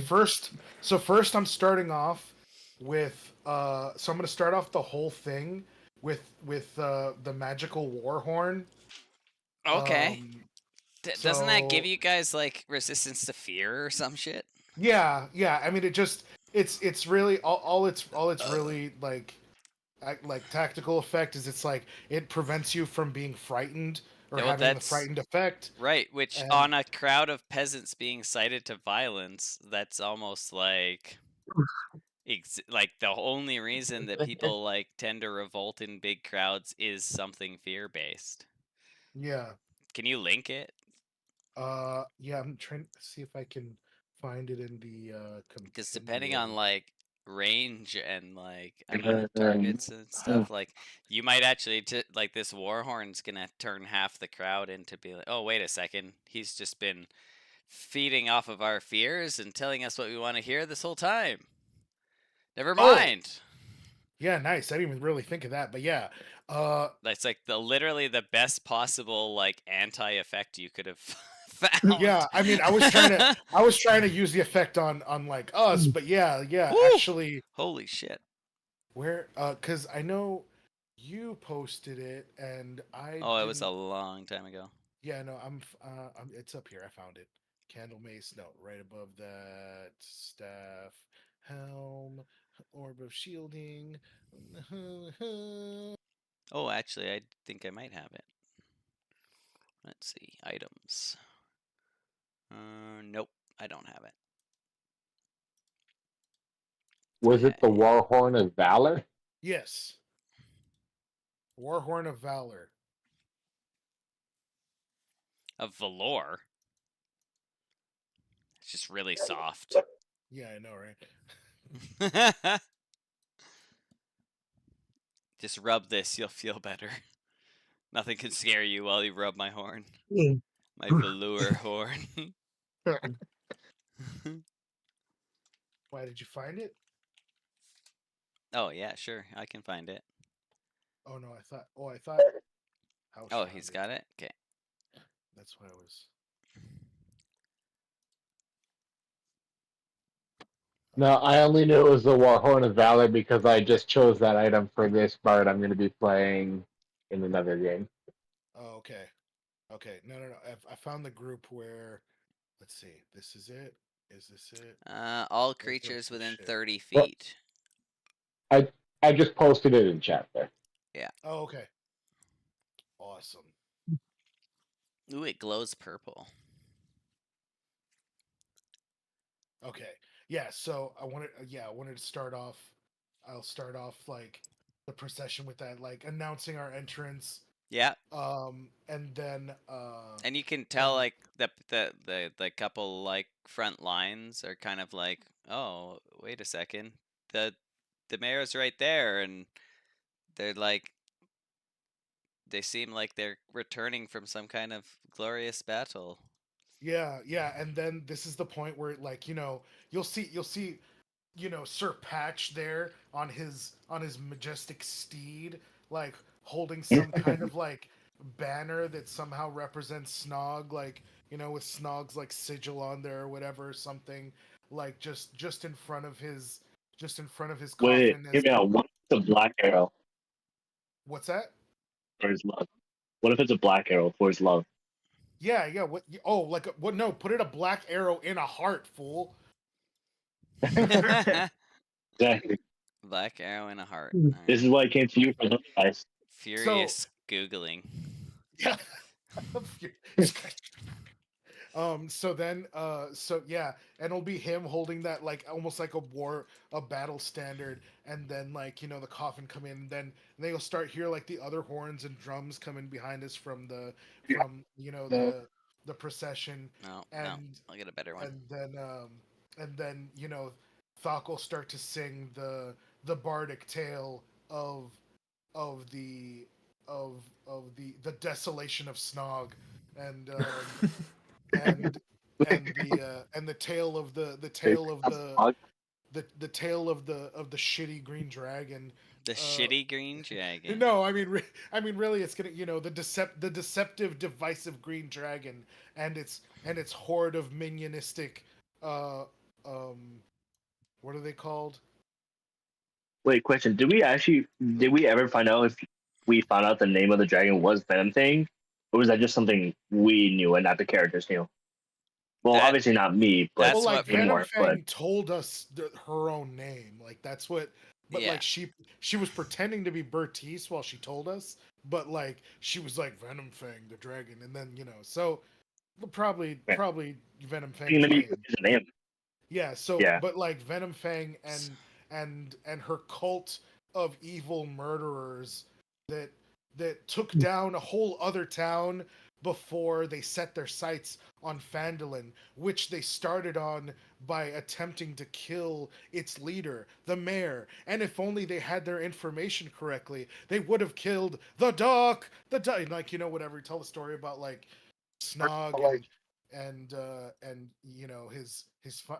his final ditch effort of glory to kill the dragon, and how the drug and how Sir Donald valiantly fought to avenge not only Snog but the town, and then at some point, that's when like all the things go off. Arzex is putting up dancing lights as we tell the story, and like every time we mention Snog, you'll see that like holy light behind the casket that Patches is emitting, and At this point, I'll have white doves like flying around Snog's body too. Oh yeah, and like you said, like as we're like when the coffin like passes someplace, like flowers will grow along the side, right? And Yeah, then, as it travels past all the greens. yeah, and I'm so gonna do like some sort of fireworks display, but it keeps moving. yeah, and then as I'm telling the story, I'm using the my baroque guitar of illusions to like kind of almost big screen the event as I'm telling it how it happened, and like they can see it, and you'll see like all the crowd can like ooh and ah, and like and see how as I'm presenting it as it happened, and then we'll land there in the town center, and lay down Snog's coffin, and like end the procession and the story there, and then as we're ending the story, tell how the curse of the green dragon was finally broken after he was slain, and the duck was freed from her form and turned into a beautiful maiden, and that's when Aroa can make her entrance. Yeah, that's when I'll transform from the duck like back into like my original form. Yeah. God damn. Okay. I turn the dancing lights into little arrows, kind of like neon lights going down to Aurora, saying "Our duck god." But as Shoutout. I do it too, I'll have the white doves that were circling Snog like fucking all fly over to me and like circle around me for a bit and then like scatter like in a few different directions. Doing like the Snow White, you're like, Yeah. Yeah. Awesome. And I'll bring up like light, happy tunes with my flute. Awesome. Okay, well, let's have a performance of persuasion and a perception and a deception, Ooh. all with advantage. okay. I'll do. Oh, yeah. Never mind. Then. Performance. Let's see what the highest of each of that. Performance with advantage. Please. I have no explain high me. any of that. I I'll knew definitely this leave was this up gonna to you guys. happen. I have a 5 to persuasion. Oh, know who nice. All right, I'll just do persuasion. the Well, 3 out Out of performances. game too, guys. That was a fucking 10 out of 10 funeral. We also need a. Yeah. We also need a. Holy shit. What the fuck's the other one called? Deception. Why did you roll 2 persuasions, Patch? I don't. So I had You forgot to query roll with whisper roll. advantage. Yeah, Oh. so it overrides advantage toggle, All right. or it was like a whisper Nice. toggle kind of thing. So There we go. it makes me Jeez, not a single under 15. Dude, it's 23 and me tonight. Shit. Yeah. Well, 3 of those. For real, I so much wanted to like roll just like 5 just nasty dirty rolls for no reason. It was just like, just give me 5, just give me 5, just like roll the bullshit rolls out, and I totally should have done it because like again, That starting is still with, like, beautiful. Still the beautiful. 1s and 2s bullshit, but still, yeah, it's not. So I mean, you know, this isn't gaudy work. This is Look, there's no accounting for professional. there's no accounting for taste sometimes, you know. I Like mean, this it was a 10 out of 10 performance. Like you can't blame yourself for how the crowd reacts. But I mean, this is also like, you know, this is professional work. This isn't like gaudy performance. This is emotional. This is raw. You Fucking know, Shakespeare just rolled into town. yeah, this is real. This is real shit. Okay. Excellent. Yeah, based on their rolls and your rolls, I think you guys absolutely fucking nailed it. Now, is this the actual... like, this is... So, this is kind of like your procession in with him convincing the crowd to, like, give up their fight, and now, like, the crowd is, like, calmed Yeah. down completely. They're And kind of also like to explain what's been going snapped on. out of it. Now, Jeffrey and Sildar are gonna want like actual like answers, Answers? but you guys have more than sated the crowd itself. And then I'm gonna have the circus folks set up their tents and stuff in the green here. And we'll have the crowd disperse. But they're, what's his nuts? Jeffrey will still be around. Let's go. I can never spell Jeffrey. There we go. Okay, the guards can disperse now.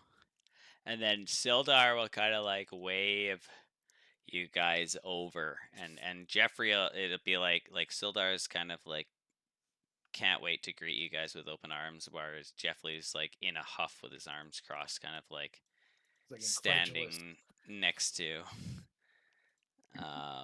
Sildar.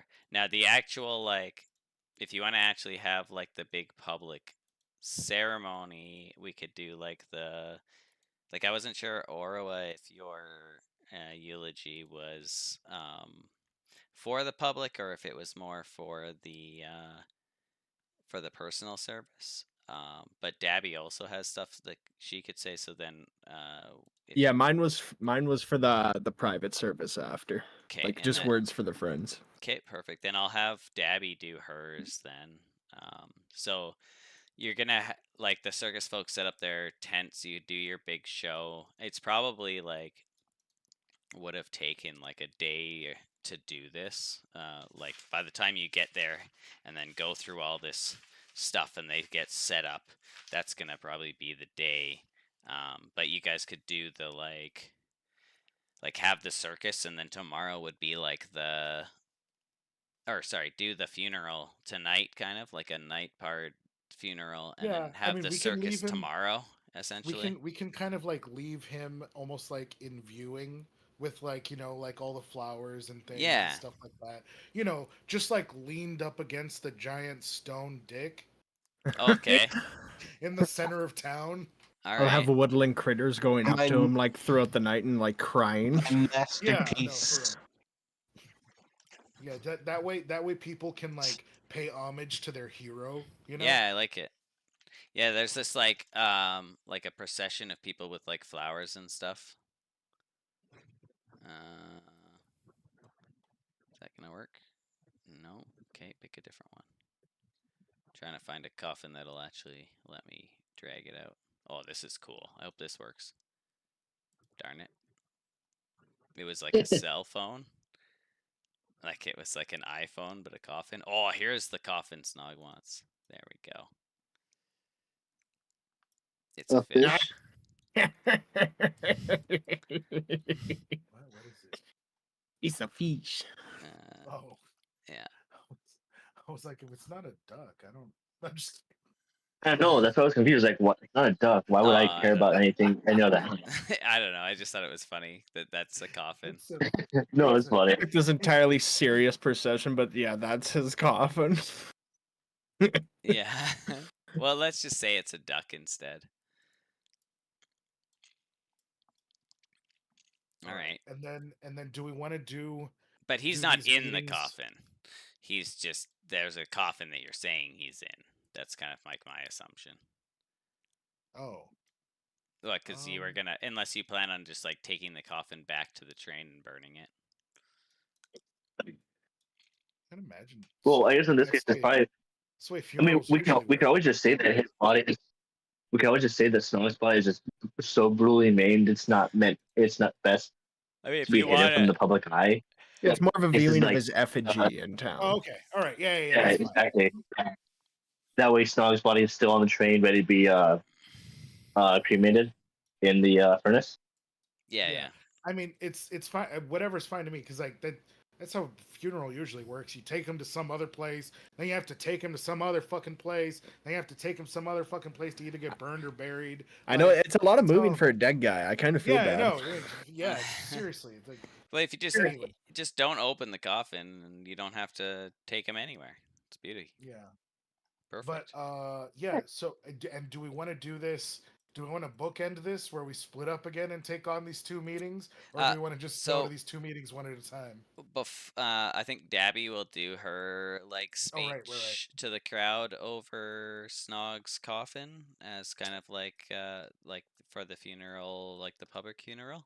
So Dabby will go up kind of on the stage with the coffin in front and talk to the crowd, and she will say, Snog Holvin made his last wildly inappropriate and probably sarcastic comment a few days ago at the village of Thundertree.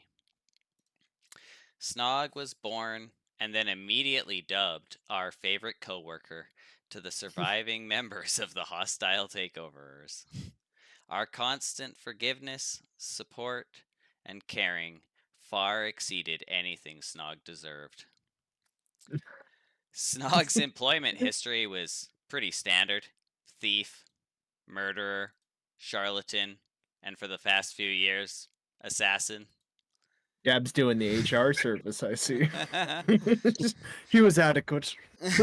He had two basic philosophies regarding work. Normal careers are for the unimaginative, and surround yourself with great people and stay the hell out of their way. His 3+ months as a volunteer acolyte of Sir Donald afforded hundreds of children and parents exposure to Snog's unique personality. Half a dozen or so of these folks might even speak of him fondly if pressed. Snog Damn, died. Gab, you didn't have to do him like that. I'm crying, but not in the sad way. The fuck is this? Snog died knowing that Monty Python and the Knights of the Holy Grail were the best adventuring party ever. Thok and Hausch, the best bardic group. Snog himself, the badassest man on the planet, and that chicks dig scars. His regrets were few, but include eating a dog on a stick from a stall in Waterdeep, not stealing every heart in the Sword Coast, and that no written evidence exists of his prowess on the battlefield or in the bedroom. Although a less than average lifespan, Snog did not live an average life. He traveled where he wanted to travel, laughed inappropriately at every chance, learned what he wanted to learn, fixed what he wanted to fix, and loved who he wanted to love. And she'll like look around the crowd at that. And then she'll finish with cremation will take place at the takeover's convenience, and his ashes will be kept around as long as they match the decor.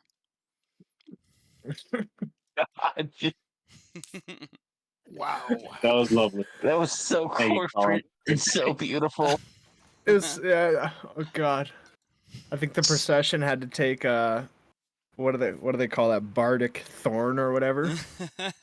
Cutting. Oh yeah, silvery barbs. Silvery at barbs. the crowd. Oh fuck, that's too funny. Yeah. And then she'll like just like, I don't know, walk off stage. That's her thing. I like to think she was reading all that off a piece of paper too. Oh, absolutely. Yeah. It's like a number of cue cards, and they're in Draconic. They had other things written on them. Yeah, on the just back. repurposed the card. It's like Had to on the put 'em in back. the It's like glasses pause for for reading. effect. Like, Yeah. I'll post this in the tavern just because it's funny. Snog, I swear mine's more heartfelt. Thank you.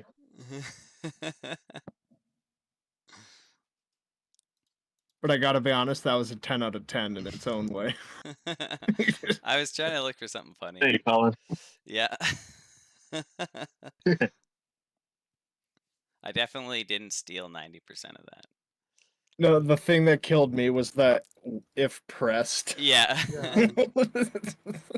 Like, oh Jesus.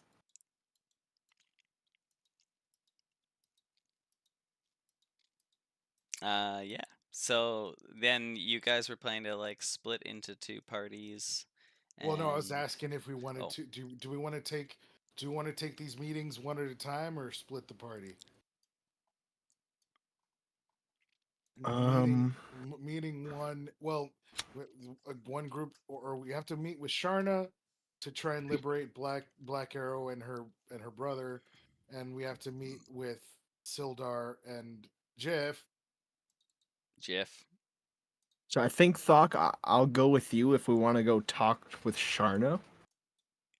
Wait a second. Do you put an apostrophe if it Well- doesn't mean is? Snog is casket. IS would be to The put apostrophe two comes words after together. the S. Isn't that only if it's his name Only if ends in an S? Yeah, that's if his name ends in an Well- S or you're talking plural. Right, but like, doesn't an apostrophe before the S stand for snog is? Or is that it just in other, what are they called? The contractions. No, that's Snog apostrophe S would be it belongs to Snog.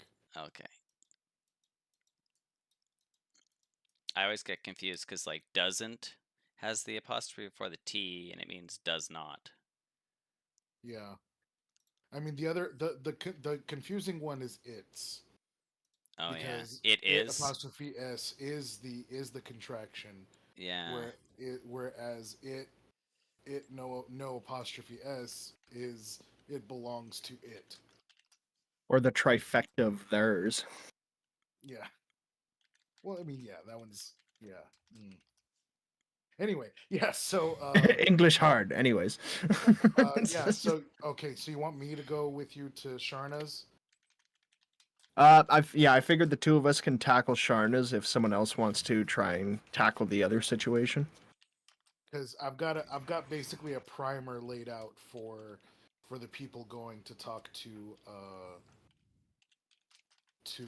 Jeff and Sildar if they wanna if they want a believable counter story. I mean, I know we kind of went over it, but like the finer points are basically as follows. Like, okay, so this order of the Green Dragon or this whatever, they were going around basically like ravaging towns, taking anything of value in order to appease their leader, the Green Dragon, and they had already done this in other towns, such as enter blank name of town here that we just went to go get Bertice. And then they had planned on doing the same thing here, in which is why they tried to take out the town leadership, um, which is why we removed Sir Donald from the equation, and then took the fight to them, and their ultimate goal was to raid everything of value from Phandalin, including its mines, in order to feed the dragon's greed. Maybe would it be possible? Do you guys want to have that conversation with the leaders before we go? Well, we can do these one at a time. I am totally Yeah. okay with not. Because I was gonna, if you want to do that first, I might have something I want to check on before. Before going to Sharna's. Yeah, before going to Sharna's. So if you guys want to go to town council and do that, maybe I'd go find something else out quick before Sharna's, just in case talking to Sharna gets us in more trouble. Okay. All right. I trust him.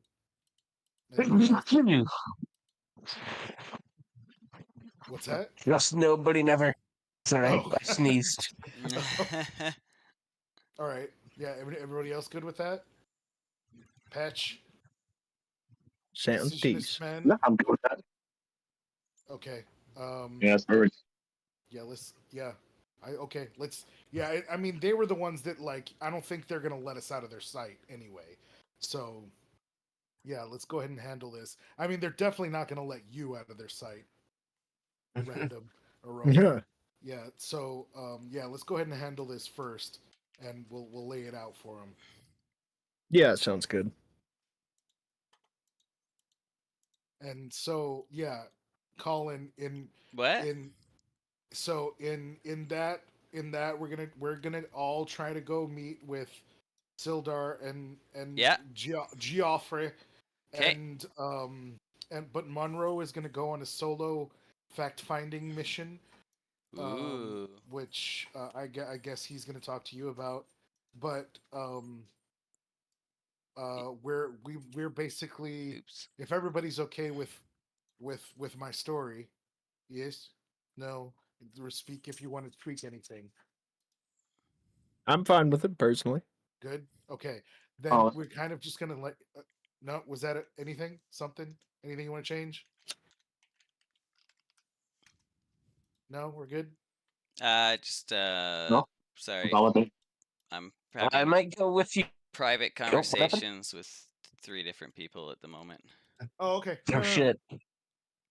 We can hold on main quest. I think I'm okay. Unless any of you who are messaging me wants to do anything at this moment, then we can continue. Speak now or forever hold your peace. Yeah, I like the plan, Thok. I think I'll let you take lead with Sharna. I'll I probably think I just be might there for appearances. go with you guys to talk with Sharna. Should all of us really be going to the Shine Village? Should be mainly a group of 2 or 3. So, Wait, I thought we were going to talk to Sildar and Jeff first because they were calling us over. And Oh, that's right. I don't think they're going to let us out of their sight. They're they want answers. Yeah. So everyone, with the exception of Monroe, is going to talk to Sildar and Jeffrey? Yes. Yeah. All right, let's do that, and then when necessary or whenever it seems appropriate, me and Monroe will jump over to his thing. Okay. All right. So basically, I imagine they're gonna ask us, the specifics of what happened, and yeah, Sildar's just closes the door, but kind of looks at Jeffrey and is kind of gives you a look of we can talk out, we can figure it. I have some questions of my own when Jeffrey's not around, but maybe we keep it kind of like above board while he's here, if that makes sense. Politically correct. Jeffrey and Sildar's not a big fan of Jeffrey. Yeah. Jeffrey being like literally the guy who incited the fucking crowd against them. Yeah. In fact, there's like he's just some commoner. There's no reason that he should even be in this room. Right. Which, if I mean, if the mayor would like to tell him to fuck off, I don't see like why anyone would stop him. Jeffrey's entire power base was essentially like the crowd, which you guys completely deflated and defeated. Yeah, I think I'll just stank eye him out. Yeah. Like, go on, crawl back into the shadows, that kind of look. Okay. He would just ignore it unless you physically unless you actually said something. He's used to getting the stank. Ah, he's used to the stank eye. Yeah, he's Okay. you'd merely adopted the stank. Jeffrey was was born in it. He was born in it. Well, Jeffrey, be a lamb and look outside and stand outside for a bit. The streets aren't apparently too safe these days. He'll huff and he'll stomp his foot, and he's got clenched fists, and he looks at Sildar. He's, I have every right to be here. And Sildar will be like, the mayor would like to talk to the councilors in private chamber. You're gonna have to abide by the rules that every other commoner in this village does, and wait outside. Jeffrey, we'll inform you if your presence is required. You heard And the then man, Jeffrey. Ta-ta. He'll motion to a couple guards to come over, standing by the door, and Jeffrey will see the guards coming, like, oh, there's no need for that. He'll stomp out, and he's quite purple in the face. All right. Oh, okay. Oh, that's Jeffrey. All right, cool. I was like, is Sharna in the fucking room? No, that's Jeffrey got a glow Okay. up. Okay, cool. It's just that's the No, yeah. commoner token. Got it. Okay. So actually, reconvene everybody really quick. Do we actually just want to tell Sildar what's going down? I mean, we could. Wait, Honesty is the about best Sharna? policy. Yes. I have actually no reason or no want or desire to actually lie to Sildar about this. Like, this is actually his town, and he's actually a pretty good dude. He's been a straight shooter up What to this point. I What if don't he's see why also not. been in on it? Okay. What if he's also been in on it? Oh, I mean, fuck. No, Maybe has he been just a wasn't little as too close to clean, Chris. hasn't he? A seed of doubt has been planted. God damn it. Yeah, so Sildar would be like, oh, thank God you're back. God, I was barely holding this town together. We did. What happened? I need to know. Look, have you been in hiding? All of a sudden your headquarters just took off flying away. Jeffrey got the whole town together and tried to dethrone me. And I think he's trying to convince them to at least give him a position as counselor and perhaps mayor. They all kind of turned against us. I had no answers for anyone. I'm really hoping that you guys are kind of here to save my ass. It is quite a lot for one person to have to be accountable to Sildar. We apologize for all the hassle this has caused you. And then, if it's okay, Thok would like to step forward, and he's like, as lead of the investigation team for the mayoral security detail. These are our findings as follows, and then I'm gonna lay out basically what we said. I'm gonna say the initial murder of Harbin seems to have been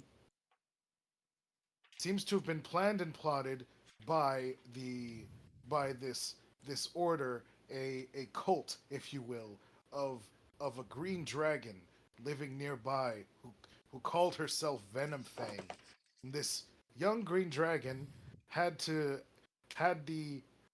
the habit of roosting and nesting in small townships, where she would gather her horde and basically live off of the offerings given to her by her cultists. But her cultists may have been the real dredge on society here, whereas they basically emptied out the whole town of all of its valuables and killed all of its citizens, delivering everything of value to their leader. And we believe that their order sent assassins to kill leadership here to begin the same process in Phandalin. Which is why we removed Sir Donald from Phandalin while we conducted our eradication of Venomfang. All right. Deception with advantage. Jeez. It is quite a lot, Harbin, but I swear to you these are the God's honest truths. And Come on. am I to? He's like looking at you incredulously, ROL. The Son of a bitch! oh wow. Can I give him my inspiration? Oh my god! For +5. Can I give him? I give him my inspiration as well. I'm adding my inspiration, but like still, Okay. I'm gonna add my inspiration. Can I use guidance to help? Okay. So So that's sounds like plus that's 15. that's a +15, and if one you want, you and a can use 4. guidance anyway. So it's a cantrip, so you can roll a d4. Okay. Yeah, let me Jesus cast guidance Christ, for you. y'all. There's like no point. Oh, and of course I rolled a 1. So plus 16. So that's a plus 16. So that's 7. Yeah. So what is that? Yeah. 23. I hate these fucking dice rollers. I'm gonna roll like 10 times before each session. Oh, he gets a But what if you 5 knock out your anyway. 20s? He Get gets all a the 5?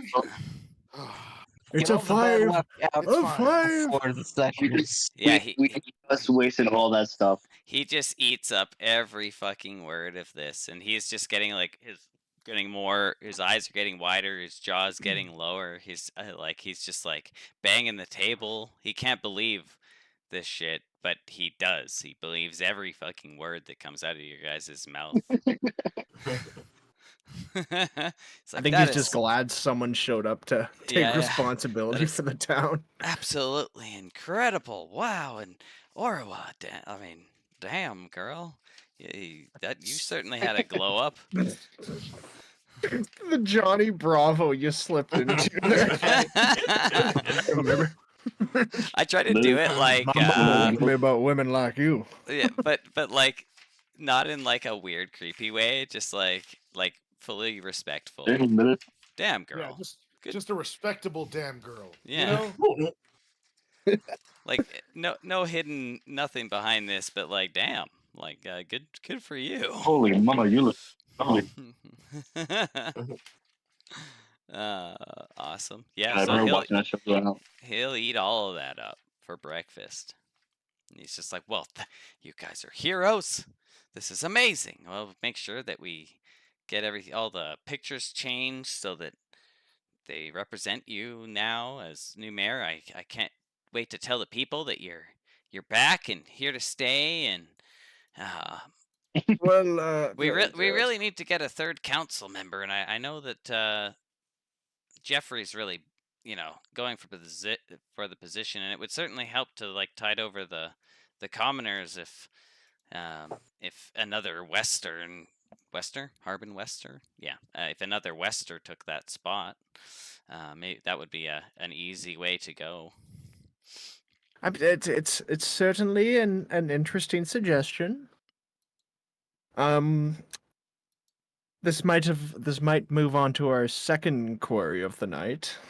Mary, just tell him we have a conversation to have. We have a conversation to have. This is all happening. Like, Okay, We'll have a we conversation. We have a conversation to have. We'll reconvene shortly.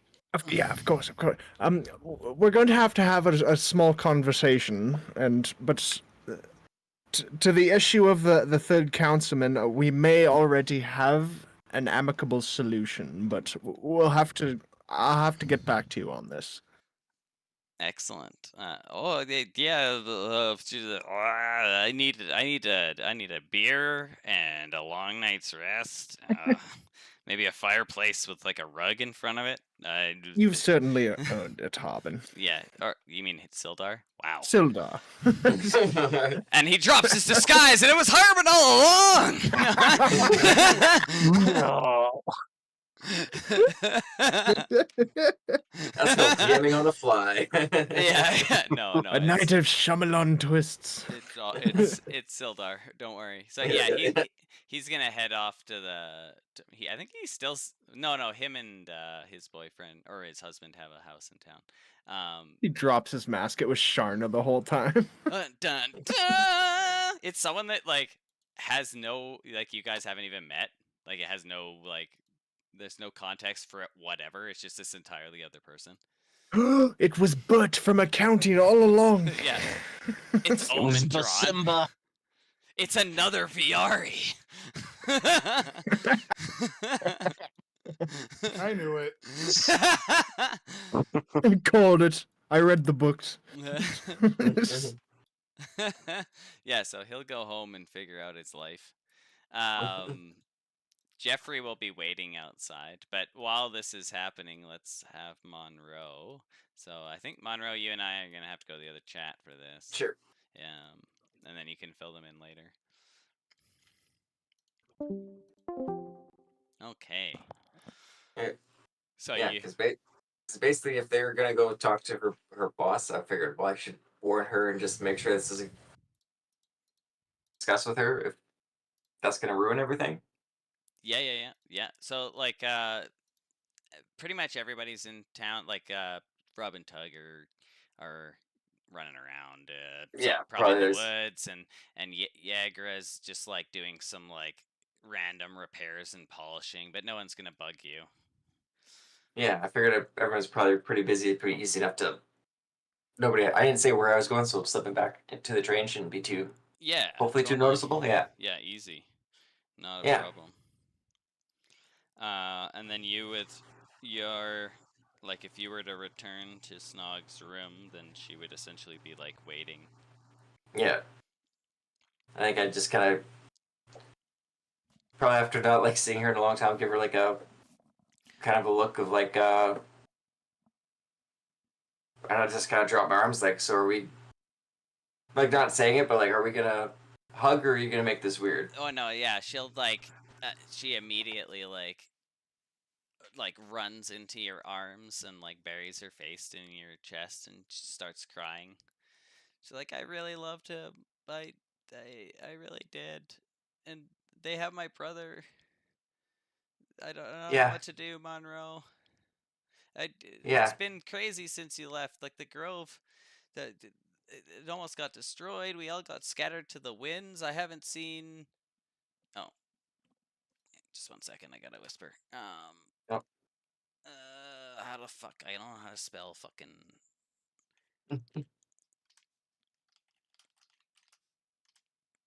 Okay. I'm trying to remember the name of who's the one that was the ranger. Oh, Warden. Warden, yeah. I haven't seen Warden since like a couple weeks after you left, and I mean that the death of what's the name of your Aurora? Oh, that really? Jesus, yeah. That's fucking crazy, dude. Cause like that's why I was really confused and thought that Donald like literally he had no idea.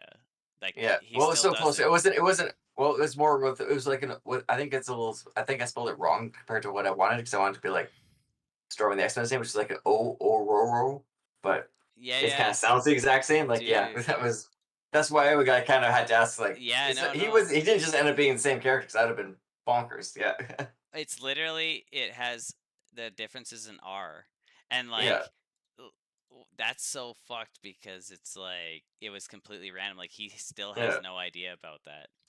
Yeah, so like after the loss of her, we were all broken up, and I'm sorry that we weren't there to support you, and your parents really miss you. Oh God, what am I gonna do? No, no, I'm sorry. I just left. I couldn't deal with it, and I should have been there. But they're going to go talk to Chandra very soon, and I wanted to check with you because I'm worried they might be trying. They've got you. They read the letter you left Snog, and they're either going to try to threaten or try to barter with her for your brother. And any information you could give me as to whether or not what they should or shouldn't do in the next however many minutes we got before they go do that. Okay, so she'll be like, "Oh God, Sharna's just a pawn. It's, like, yeah, I work for her, and yeah, she's kind of like the shadowy figurehead in this town. But Ditch Fundy, the gnome that opened the Temple of Joaquin, she's the real power. She's like a couple rungs above Sharna. She's been running this. It's like she's ever since she got here under the guise of a cleric of Joaquin. She's been running this whole goddamn town in operation. Sharna's nothing more than like a front or a shield for her actual operations. Did I did you see what she did to Harbin? God, that Ditch is she's a psychopath. She's crazy. Like it's one thing to kill a man, but to do something like that, and she made me watch, and she took pleasure in it. It wasn't just about the kill. It was she was doing it for fun.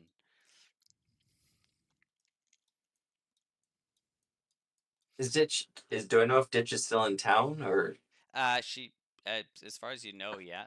And also now that you're like recalling it, the letter that the ogre had that was signed with the initials DF. Oh, yeah. Yeah. And Ditch Fundy is a gnome. A gnome, yeah. So it perfectly makes sense that she would have been the one who killed Harbin. And if you want, you can insight this, but there's no point. Oh, sure. Yeah. She's kind of gives you the whole rundown, yeah. Yeah, she's like yeah. She's being completely honest. Like she's just this is just like, oh God. Okay. Please help me. Yeah. She'll be like, if they go after Sharna, who knows what could happen to my brother? All they're gonna do is expose themselves and what they know and make everything worse. Yeah. Yeah. Yeah. I'll go stop them. I'll give her like the key to like my room or whatever. Like you can go. Okay. If you don't want to stay here, you can stay in my room. If it's easier, it's up to you. If you're not there when I get back, I'll assume you're still here. Okay. And I'll give her like one more like really big hug and then just start kind of taking off. Awesome. Very fucking cool.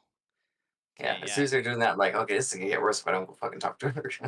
Yeah, and I'll just I'll move. I have like a token for her there. I'll move it from Snog to your room here, and then yeah, we'll jump back with them in a second. Cool. I also forgot, but Bertice is still on the train. If you want to return her to Darren at some point. Oh, yeah. Maybe I kind of run into her and like, as I'm heading towards the train, and just like point out, it's like, oh, sorry, I meant to take you back to your dad, but you know the way. Run along home now. Yeah. Okay. Yeah. All right. I'll welcome home. yeah. We'll have You're like. I'll tell your dad I'll come see him as soon as I can. I just have a lot of irons on the fire at the moment. Yeah, no shit. Hey. Okay, thanks. I guess I'll see you later. She's like flustered. Like, what is happening? Yeah, exactly. Yeah. Yeah. Okay. Cool. Sounds good. Yeah, we can go back. Sweet. That was awesome. Like that's the problem for like every dead body is like you have a certain amount of time. Jesus, that was quite the way to walk into that. That's okay. Yeah, we have a certain amount of time before they lose the juices. That's the problem for every dead body. Like it's like you're doing a speech. The amount of notes they've added to like mend and cure wounds lets you know like how many people were like up to shenanigans with it, trying to use it as like a full revival. or just like that, like a gentle repose or something, you know? Yeah. Yeah. Monroe. All right. Oh yeah. So yeah, after I've left, I kind of come basically sprinting back to find you guys, hopefully near the town hall council still. Uh-huh. And like yeah, let's if we all go back to the base and just go to the bar and have a quick chat. Let's not talk to Chandra tonight. We will make things so much worse if we talk to her. I agree. Okay. Okay. It was good. It was good to know. All right. And Yeah. then yeah, we'll go ahead and do that. Okay. Dun, dun, dun. Now, how should I have to go to sleep? Unfortunately. What? Yeah, I might have to bounce here pretty Yeah. quick too. It's 12:15. I had like a cool cliffhanger moment, but then Monroe did a really smart thing, so now that cliffhanger isn't gonna Yeah. happen. I was gonna say, go on, Cliff. We can cliffhanger right my here. conversation here. We cliffhanger this if that works for you guys. Yeah, absolutely. Did He you like want to swigs get his in? beer, puts it down fierce, and he's like, "We need to talk." Yeah, Yeah, so exactly. Yeah. you're back at the train. Is there any like kind of like a last line or whatever you want to drop on them, Monroe? Or do you think this is the perfect point? I'll ask who has the black letter. I believe you would still have it. That's Aura. Oh Aurora, shit! yeah, Orrery. Yeah, that's basically a cliffhanger. Aurora, you still got that letter? Bam. Okay, let me